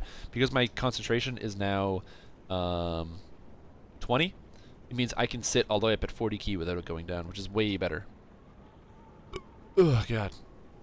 So I try to find what dungeon to get in for my next level. Maybe advice to look for what gear, and then DDO picking. Yeah, exactly. So if you're looking for dungeons to go to for your level, the easiest way to do so, I'm going to show you this cool tool right here. Slap the P key on your keyboard. It's going to open up the Adventure Compendium. You can also find it here just in the little menu. And the Adventure Compendium is really great. You can sort the adventures by level. I can go sort them by level and go down to the list. And you can say, okay, cool, I'm level 3. I want to do the Hobgoblin, or like First Strike. I want to do First Strike. It says, quest, Assault on Splinter Skull, bestowed by Chief Ungers in Tangleroot Gorge. Cool. So I just go ahead and go there. Say you want to do a different quest, like the Stones Run Red. Cool. It's in Three Barrel Cove, and the quest is called the Fire Caves. Cool, I gotta go to Three Barrel Cove to do this quest. And the Adventure Compendium will give you a detailed list of where quests are, so where you have to go to start them, and what you have to do. There's also some level of exploration to it. If you're looking at a general map overall of like where to go for quests, can you zoom out? Ooh! Whoa! Oh, what the heck? Okay, this map is great. Yeah, this will give you the map of the whole area. So this tells you some information right away. You start in Stormreach. If you would like to go to Korthos Island or Three Barrel Cove or anything else, it's all labeled here. So you know that it's not actually in Stormreach. You're going to have to find a way to get there. You got to take a boat to Korthos Island or to Three Barrel Cove or to Sorrowdusk Island. So that means you got to go to piers. You're going to do stuff. No, the notes in InfoBlue. I didn't know there were notes in InfoBlue. These notes here. This is actually super useful. This tells you where to get all sorts of stuff in-game. Even creature types for Banes. It's crazy. Yeah, this map is super useful. And also Shavarath. It's an extra dimensional thing. Yeah, it's because of InfoBlue. This is because of InfoBlue. Wow, this is nice. That is a very cool tool. Oh, man. Anyways, so that's where I would recommend looking for dungeons. Actually looking for equipment and gear. In general, you said depending on your character class, you should have an idea of what kind of items you're going to be using. If you're playing as any kind of melee or ranged character, you're going to want to pick up items that increase your damage and your chance to hit. So accuracy items and deadly items, as well as trying to equip the best weapon possible. So picking up a weapon, I did not know that. Pick up a weapon that's just good. So like this weapon is an impact quarterstaff, it's +2. It gives you +2 to hit and damage. 2 hit and 2 damage, that's pretty good. Gives me a d6 of law damage, just an extra 1 to 6 damage of law type. And it's impact, so it gives me double the chance to critically hit. That's really good. So that's why I use this weapon here in particular. It's not the best weapon. There could get better weapons, but just for me, that's good enough. Keeping up my main stat. As a monk, my main stats are dexterity and wisdom, so I get items that give me that. And then if you're playing as a spellcaster, as opposed to like a melee or a ranged, spellcasters scale off something totally different called spell power. Spell power comes on certain items. So say you'll have a... Do I have a spell power item in my backpack? I have a moldy quarterstaff, apparently. Like this dire glaciated ring of glaciation. This item right here is a ring that adds glaciation 48, so it gives 48 equipment bonus to cold spell power. Spell power can be found here under this purple tab, and the spell power that you have increases the damage of that certain spell by a percentage. So this item, Ring of Glaciation 48, gives me 48 cold spell power, which is 48% increased cold damage with spells. So if I cast some kind of cold spell, this item will do 40. This item will make me do 48% more damage. And you can see your total spell powers here. That's essentially how you gear out. Named items really aren't that important, especially, or not, at least not until you get to the higher levels. At the lower levels, there are named items, but most of them are like kind of whatever. You don't really need them to get through the game. If you are looking for some fantastic named items, there are a lot of items that are very difficult to come by, but are fantastic once you have them, like a lot of interesting twink items. But for the most part, most items are like not really super necessary. Like this character has absolutely no twinked gear whatsoever. This is just a monk. I'm also only a second life character. If you're wondering, like, oh, Strimstream, he's probably playing like, no, I'm on my second life, so I'm a hero. I played my first life as ranger. Now I'm playing this life, which is monk. Stunning blow 1. God, that blows. So The original goal of this character, I played as a first life ranger. And this is something that's also really important. If you start to play this game a little bit, if you're confused by what I mean by life, when you hit maximum level, you can reset your character down to level 1 and gain a benefit based on what you played as previously. So if you played as a ranger, when you can reset yourself back to level 1, choose whatever class you want, potentially even a ranger, and you would count as having a past life of ranger. You've been reincarnated. So even if you reincarnate back into a ranger, you still played a ranger before, so you get a bonus. And if you play as a ranger, you get +2 damage on all of your ranged attacks. So you can imagine, since there's 14 character classes, you can get a lot of bonuses. So there's a lot of different bonuses, and if you happen to have the bonuses from every single character class, you can have a really powerful low-level character, because you get all these bonuses that all stack with each other, which is great. But there's this misconception that these bonuses are required. Well, you can't play the game unless you have like 1,000,000 past lives. You can't play Legendary Elite or the hardest content. And I made a character to entirely disprove that. I don't believe that's true at all. You can absolutely play an extremely powerful character without having to invest 1,000,000,000 hours to reincarnate and reincarnate and reincarnate. Reincarnating is great, but it's not necessary. So I played as a ranger, and I dual-wielded pure 20 levels of ranger. I dual-wield scimitars, which is not even the best weapon. The best weapon would be to use a Kopesh. But I dual-wielded scimitars. I played as an elf, and I was capable of doing all of the Legendary Elite content. And I was desirable in quests because my damage was hilariously high. Decently survivable, capable of healing myself, getting out of sticky situations, fairly tanky, being a first life character. Very easily able to complete any content in the game on any difficulty. There is one exception if you'd like to play a character that is a crowd control character, or a character that uses instant death effects like a wizard or something. You need wizard pass lives for spell penetration, because you cannot get enough spell penetration without wizard pass lives. But outside of that, you can pretty much play whatever you want. So don't even worry about it. If you're worried about, oh, I can't do endgame because I don't have the time to do 35 past lives, don't. Just make the character you want to play, and then play it and get the items, and then do good. Exactly. Character effectiveness, game knowledge is one of the biggest ways to make sure you're going to have an extremely strong character. Game knowledge is really important. Manual dexterity, your actual skill with the character is important, and also having like really sick gear. My character didn't do a lot of damage because I had a lot of past lives. My character did a lot of damage because 1, Ranger's really, really good and is really good at dealing damage with 2 weapons, and 2, I had legendary green steel weapons. Of course I did a lot of damage. I did the Shroud raid like hundreds of times and got all the items I needed to craft like the best weapons in the game. So yeah, I did a lot of damage. I had the best weapons in the game though, so of course I did a lot of damage. You know? So don't forget that either. There's multiple parts to it. Yeah, don't play Wizard for your first life. I mean, you can. I don't like Wizard at all. I hate Wizard. It's the worst class in the game. Now, if you like the idea of playing a Wizard, if you're a new player and you're like, but Wizard sounds kind of cool. I read like Harry Potter and like Lord of the Rings because there's like Gandalf and there's all these cool characters. I want to play Wizard because Wizards sound cool. That's fine. You can play Wizard, and you know what? Maybe you'll even enjoy it.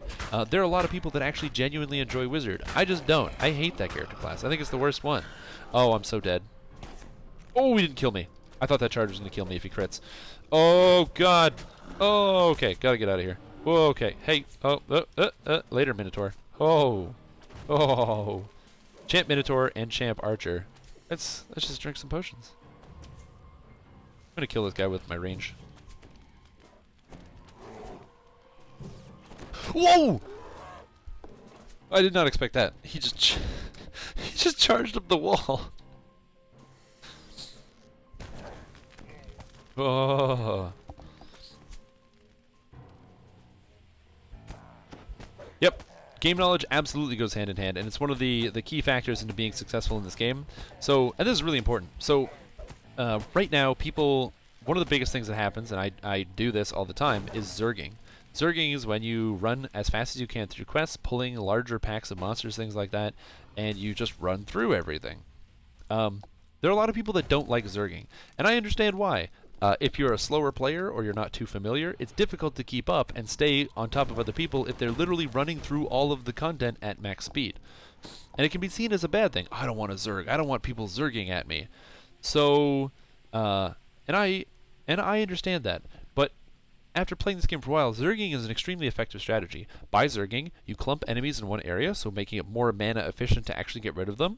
You can funnel enemies into a certain area, so you can get them all to get clumped in one area, like say at a doorway or something, so they can't actually get through it and fight them all at the same time. And it makes your area of effect or large crowd control effects much stronger. I'd much rather zerg into a room and pull 45 hobgoblins and throw out a couple mass holds and freeze the whole room, than instead have to spend 2 mass holds to freeze each individual pack, thereby costing me a ton of extra mana that I would otherwise just use to deal damage or do something else. Zerging became an extremely effective strategy in this game, not just because it's faster, but also faster and more efficient, but also it's better for your mana, and it's just a better strategy overall. It's kind of strange. Half elf caster with Warlock Dilettante is nice for heroic levels. I don't even know what the Warlock Dilettante is, because I don't know what dilettantes are, because I ain't never played no half-elf, because they're ugly. I hate half-elves, they're just ugly.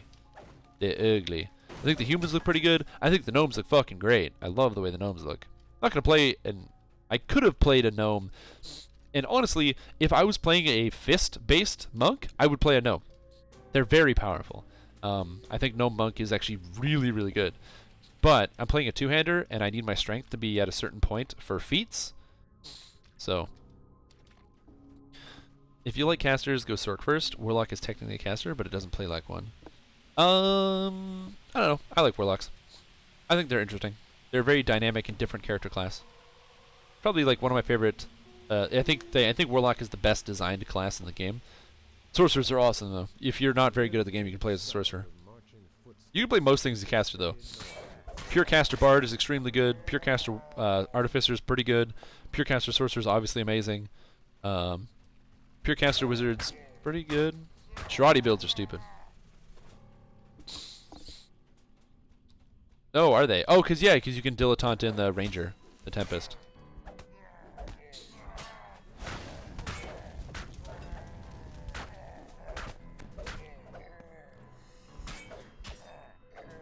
Oh, that's crazy. I didn't know that. Full 100% hand attacks as a half-elf monk. Yeah, that's pretty good. Can't you do that already, though? Like, isn't Deft Strikes? Deft Strikes gives you an extra 10%.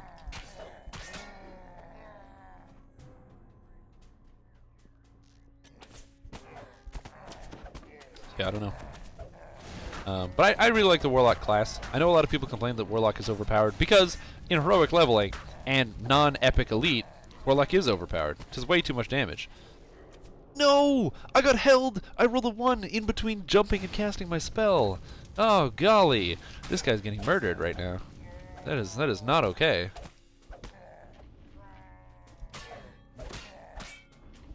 Come here, you.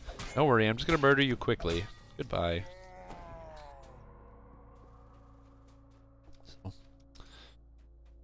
Is the burst that looks like a Sonic that comes from a champ the second winged effect of champs? Yes, it is. That effect is in 2 places. One, it comes from champions. If a champion has a second wind effect where they get under half health, they deal bonus damage. They make like a whoosh a sound, and this big energy thing comes out of them where they deal bonus damage. So you got to make sure you kill them quick. But on top of that, if you play as a Fury of the Wild, when Unbridled Fury is activated, it does that as well on you, so you can have a visual indicator of when you can cast that ability. It's your epic moment. That's what I get for casting spells as a monk.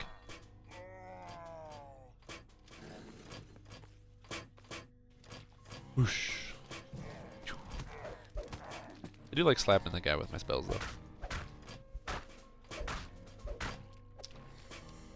though. Yeah, today is a good day to play DDO. I've been playing a lot of Ashland's Call 2, a lot of Path of Exile, and a couple other games. But I'm always going to come back to DDO because this game is just too good. And I'm so excited for Reaper mode. It's going to be awesome. I'm going to lose my entire life.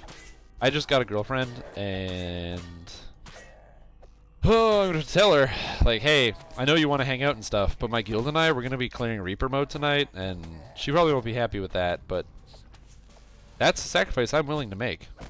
So.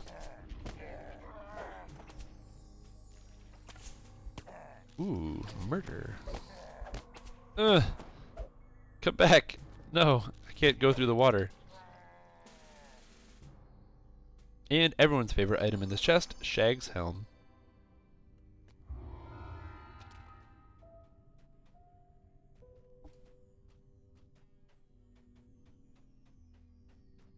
Ooh, man. Oh, I forgot I can just fast recall. Oh, exactly. More DPS. Maybe. We'll see about that one. Trust me, I'm gonna try. I'm gonna try. I don't know if it's gonna work, but I will try.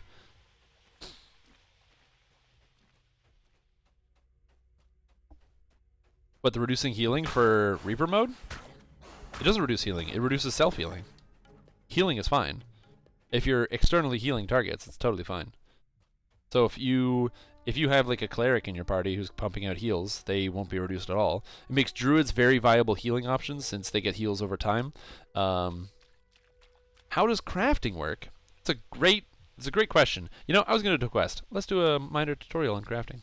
Because this character just so happens to be my Caneth Crafter with 319 points in Caneth Crafting. Ooh, baby. So, but yeah, Reaper mode reduces self-healing, not external healing. So what it means is that in Reaper mode, you can't solo it because you're going to be scrapped for healing. However, it does mean that if you're going to be it does mean that you will be playing as, if you're playing as a character that has shields, it's actually still very powerful. Warlock's aura is not going to get reduced. Damn it! 0 of 10. Oh my god, I'm the worst. Basically, on the higher difficulties of Reaper, monsters will deal too much single target damage for a non-dedicated tank who will die instantaneously. So if you're playing the game and you have if you're not the tank, you're gonna die in one hit to most of the monsters. So you need to have somebody who's fairly tanky who can snag aggro on most of the monsters. You'll need to have a dedicated healer of some kind. My plan is to play Bard. I think Bard will be extremely good because the sustaining song is very powerful. A lot of heals over time. Plus, with Mass Cure, as you play Blade Forge, Reconstruction, and also the heal spell, you can heal every single member of your party regardless. So I think Bard will probably be top tier as a healer, plus all the buffs they give out, because they can add +4 dodge and armor class to the main tank, which is really good. Okay, Caneth Crafting. How does that work? Caneth Crafting, blah blah blah. So, levels. So the way Caneth Crafting works, or the way it worked previously, was this garbage-ass dumpster system, which is terrible. The way it works now is that whenever you do stuff and you go out and play in the world, you get Caneth Essences. So you get Caneth Essences. If you want to get more Caneth Essences faster, you can go to the crafting hall, either in House Kundarak or House Caneth, and you can deconstruct your items. So I can take this item, Venomous Short Bow of Double Shot, I dump it in here, and I can dissolve it. You have to buy these little dissolvers from the guy, but you dissolve it, and when I click this button, boom, I get Caneth Essences, and they go into my ingredient bag. All of your ingredients you can dump in a shared bank space if you have it. You can get a crafting storage, and your crafting storage will take up all of your backpack spaces, which is nice. Oh, I forgot about the cache. The crafting storage will take all this stuff up, which is really nice. It's just convenient. Holds all your shit. And you can craft directly from the crafting storage. However, once you've done that, then you can go here and you can create an item. So based on your skill level, you need to increase your skill level. There's actually a chart that tells you what you can do, but it's basically 10 points per level. If you want to make a level 2 shard, you need to be 20 skill. If you want to make a level 3 shard, you need to be 30 skill, etc. So the higher level you want to make it, the higher amount of skill you need. You level up your skill by just crafting stuff. The best way to level up is craft the minimum level shards. Minimum level shards only cost essences, whereas all the other shards cost collectibles. So make sure you're just using essences. So first you decide, what do you want? So let's do a crafting tutorial. I want a... do I have a wisdom item on right now? I don't think I do. So I want a wisdom item. I'm level 5, so we're going to make a level 5 wisdom item. In fact, are we going to make a level 5 wisdom item? I'm going to check the stats on that. If you want to help out on your Caneth Crafting Planner, there's actually a Caneth Crafting Planner that you can use here There might be other Caneth crafting planners coming out for now, but for now, there's this Caneth crafting planner right here that you can use, and it will help you set up your gear. So say I would like to make a helmet. A helmet. That's level 5, and it's going to add wisdom, and it's going to add stunning. To do that, 5, 6, and 4, and 5. Cool, so this is the best, this is the optimal range. So I want to make a level 5 helmet of stunning and wisdom. So the first thing I'm going to do is I'm going to start with crafting my shard. So I craft a minimum level 5 shard, baboosh, and I create a shard. Cool, so now I have it. That went into my backpack, my ingredients bag. I just happen to have an ingredients bag on me which carries everything, but now I have my minimum level 5 shard. So that's great. So now I want to take that shard and I want to apply it to an item. So I get a helmet here. To craft onto an item, you have to disjunct it. So you have to already have an item and you're going to craft onto it. So I click, ugh, I don't have the ingredients. No, gotta go to the guy. Gotta go to the buy and buy one. Oh, is that Silver Flame Hymnals? Oh, I guess I probably can't make wisdom then, because I don't have a lot of those. But anyway, go ahead, disjunct my helmet, drag this in here, disjunct, ba-boom. And now I have a clean helmet that allows me to craft onto it. So I want to craft wisdom and I want to craft stunning onto this. So the steps that you use to do this is you'd have to balance the power of your stats that you want on it to make the item level. So if you wanted +6 wisdom, well, that was a level 11 effect. So you would start there and you'd work on it and it was terrible. Now the new system is you pick the level and the stats you want. So I want wisdom. So I'm going to type wisdom in here. Boom, it's going to come up there. Wisdom shard. I actually can't craft it because I don't have enough of the materials. I can make insightful wisdom, no problem. Because I have tons of these shards. Because I've done lots of slave lords. But Silver Flame Hymnals, I just don't have any. But if I wanted to make it, I would make a wisdom item like so. And then I would also collect stunning. So I'd make a stunning shard. I would craft both of these, and then I would apply it to my helmet by going over here. I drag my item in and ask me what level I would like it. So I click 5, go, and then I would go to wisdom. I'd apply my wisdom shard and click go, and then I would find stunning, and I would put my stunning shard and click go, and then we'd be done. If you want to check out what prefix and suffixes you can actually add on to an item, if I actually just type suffix in my search, it'll show me only the suffixes. So then I can just know. So the suffixes, I can get Eternal Faith, Stunning, Accuracy, Spell Sight, Spot, Search, Diplomacy, Resistance. It's a very intuitive system once you get into it, and leveling it up actually isn't that difficult.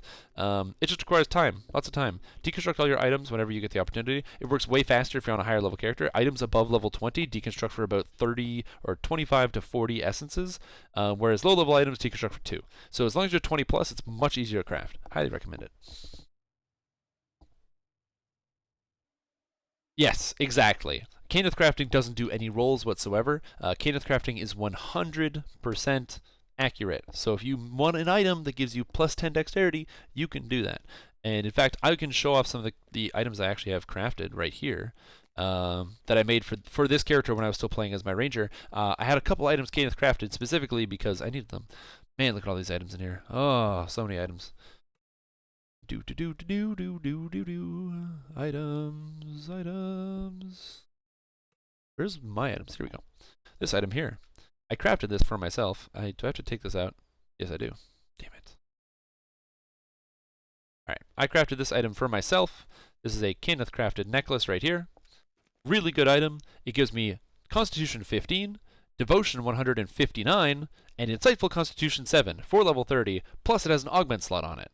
So this is basically one of the best items you can get. Insightful Constitution 7 is the best you can get from a non-named item, unless you happen to have +40 level loot, which is very rare. Devotion 160 is just great to have on an item like this, and then Constitution 15 is good. Constitution 17 is the highest, but Caneth crafting only lets you do up to 15. So this one item gives me 22 Constitution and 160 spell power. So if you think Caneth crafting isn't worth it, that's fine. You're allowed to be wrong. People make mistakes, but it's a very great system. And all it requires is tons of collectibles and lots of time involved. Now, to actually get this, to put it in perspective as to how much it took me about 80,000 Caneth crafting essences. So if you are wondering for a ballpark, it takes about 80,000 Caneth crafting essences. You can get XP potions very easily. You can get them from House Caneth. You can also buy them out of the DDO store. You can also buy success boosters out of the DDO store, which reduces that 80,000 significantly. But once you have that many essences, you can bump yourself up all the way up to 300 and whatever and craft whatever you want. The most time-consuming thing will be collectibles. There's a reason why I have 2 bags here, is because all the collectibles. Gotta, in fact, dump my collectibles into my shared bank. It's one of the best parts about having the shared bank, is just so you can dump collectibles somewhere. Also, if you want to empty out your collectible bags, just take the bag, drag it over the shared bank, and it does it for you. It's automatic. That way you don't have to do it at all. Done. And that is the benefit of Caneth crafting. You can make the absolute most specialized gear in the game. Now, of course, this is not going to be as good as the top stats. The top spell power you can get is 185. The top technical insightful is 8, but, you know, you can't, like, even green steel doesn't do 8. Yet the rarest items in the game are plus 8. And constitution goes up to 17 if you have a slave lord's item. But this is flexible. You can choose whatever you want, you know? I needed Constitution, Insightful Constitution, and Devotion spell power, so I could slap all that on one item and put it on the slot, the necklace, which I wasn't using on my Ranger. To me, that's worth it enough. Even if I could find better, that would be 16, 170, and plus 8. That might be good, but I'm never going to find that item. So, and then the final note I'm going to leave you guys with, if you are planning on doing any kind of Caneth crafting or getting into it, or if you're not, and this is the most important thing, if you're not, any items that you find that have augment slots, Shard Auction House. Dump them on the Shard Auction House. You make shards. Put them up for 2 shards, 3 shards. Somebody will buy it because they want a helmet that has an augment slot, or they want a ring that has an augment slot. And if you find an item that has 2 augment slots, boom, throw it up on the Shard Auction House. Watch people come up and snatch that up for what? You could probably get away with like 40-ish, 45 shards for something like that. And then you've got yourself 45 shards. That's 3 chest rerolls. That's working your way towards getting yourself a guild ship for you and your buds. You can make a ton of shards by selling collectibles, especially the good ones, like your Silver Flame hymnals and stuff like that. Sell some collectibles or sell some dual slotted gear. Highly recommend it. So there's a lot of stuff out, even if you're not interested in crafting, you got to be a capitalist. Make that money. So yeah, so there's your lesson on Caneth crafting. I hope you enjoyed that little bit of a lesson there. I do my best to try to share my knowledge of this game and the things that I know about it here with you, ladies and gentlemen. Now, if you're watching the stream, you had a good time today, you learned a little bit, you know what you should do? You should go ahead and follow me on my own personal stream, twitch.tv/StrimTom. I stream irregularly, but I always post about it on Twitter, which is just above me. You can follow me there if you want to find out about that, or find out when I'm going to be streaming ahead of time. Sometimes I post interesting tidbits of information. If you are looking to see me stream lots of Dungeons & Dragons Online, stuff like that, I'm streaming Asheron's Call 2 for the rest of the month because that game is going away forever, and I can't believe it's going away forever. Asheron's Call 1 and 2, so there it is. I even have the book, the original book. This book is outdated and means nothing, but this game, it's going away. It makes me sad. Random loot with 2 slots do drop. I've dropped them and sold them. They do drop. They're just very rare. Hey, I stream like at least once a week, so you quiet you. But yeah, like I said, give me a follow if you're ever so interested. And I will be back to streaming DDO at the end of the month once Asheron's Call is gone forever, which will be very, very sad. Just very devastatingly sad. Also follow you can catch me here every single week from 7 to 10 if you don't really feel like following that and you just want to do this. That's kind of cool. And that's about it. I also have like a YouTube channel where I post like it's youtube.com/Strimtom or whatever, and or just look up Strimtom on YouTube, and I post like DDO related videos and stuff. So thank you guys for watching. I had an awesome night. I'm gonna go to my bed, which is right there. I'm gonna go there. It's gonna be great. It's gonna feel great. My throat kinda hurts. I'm still sick. Okay, bye. Have a great night.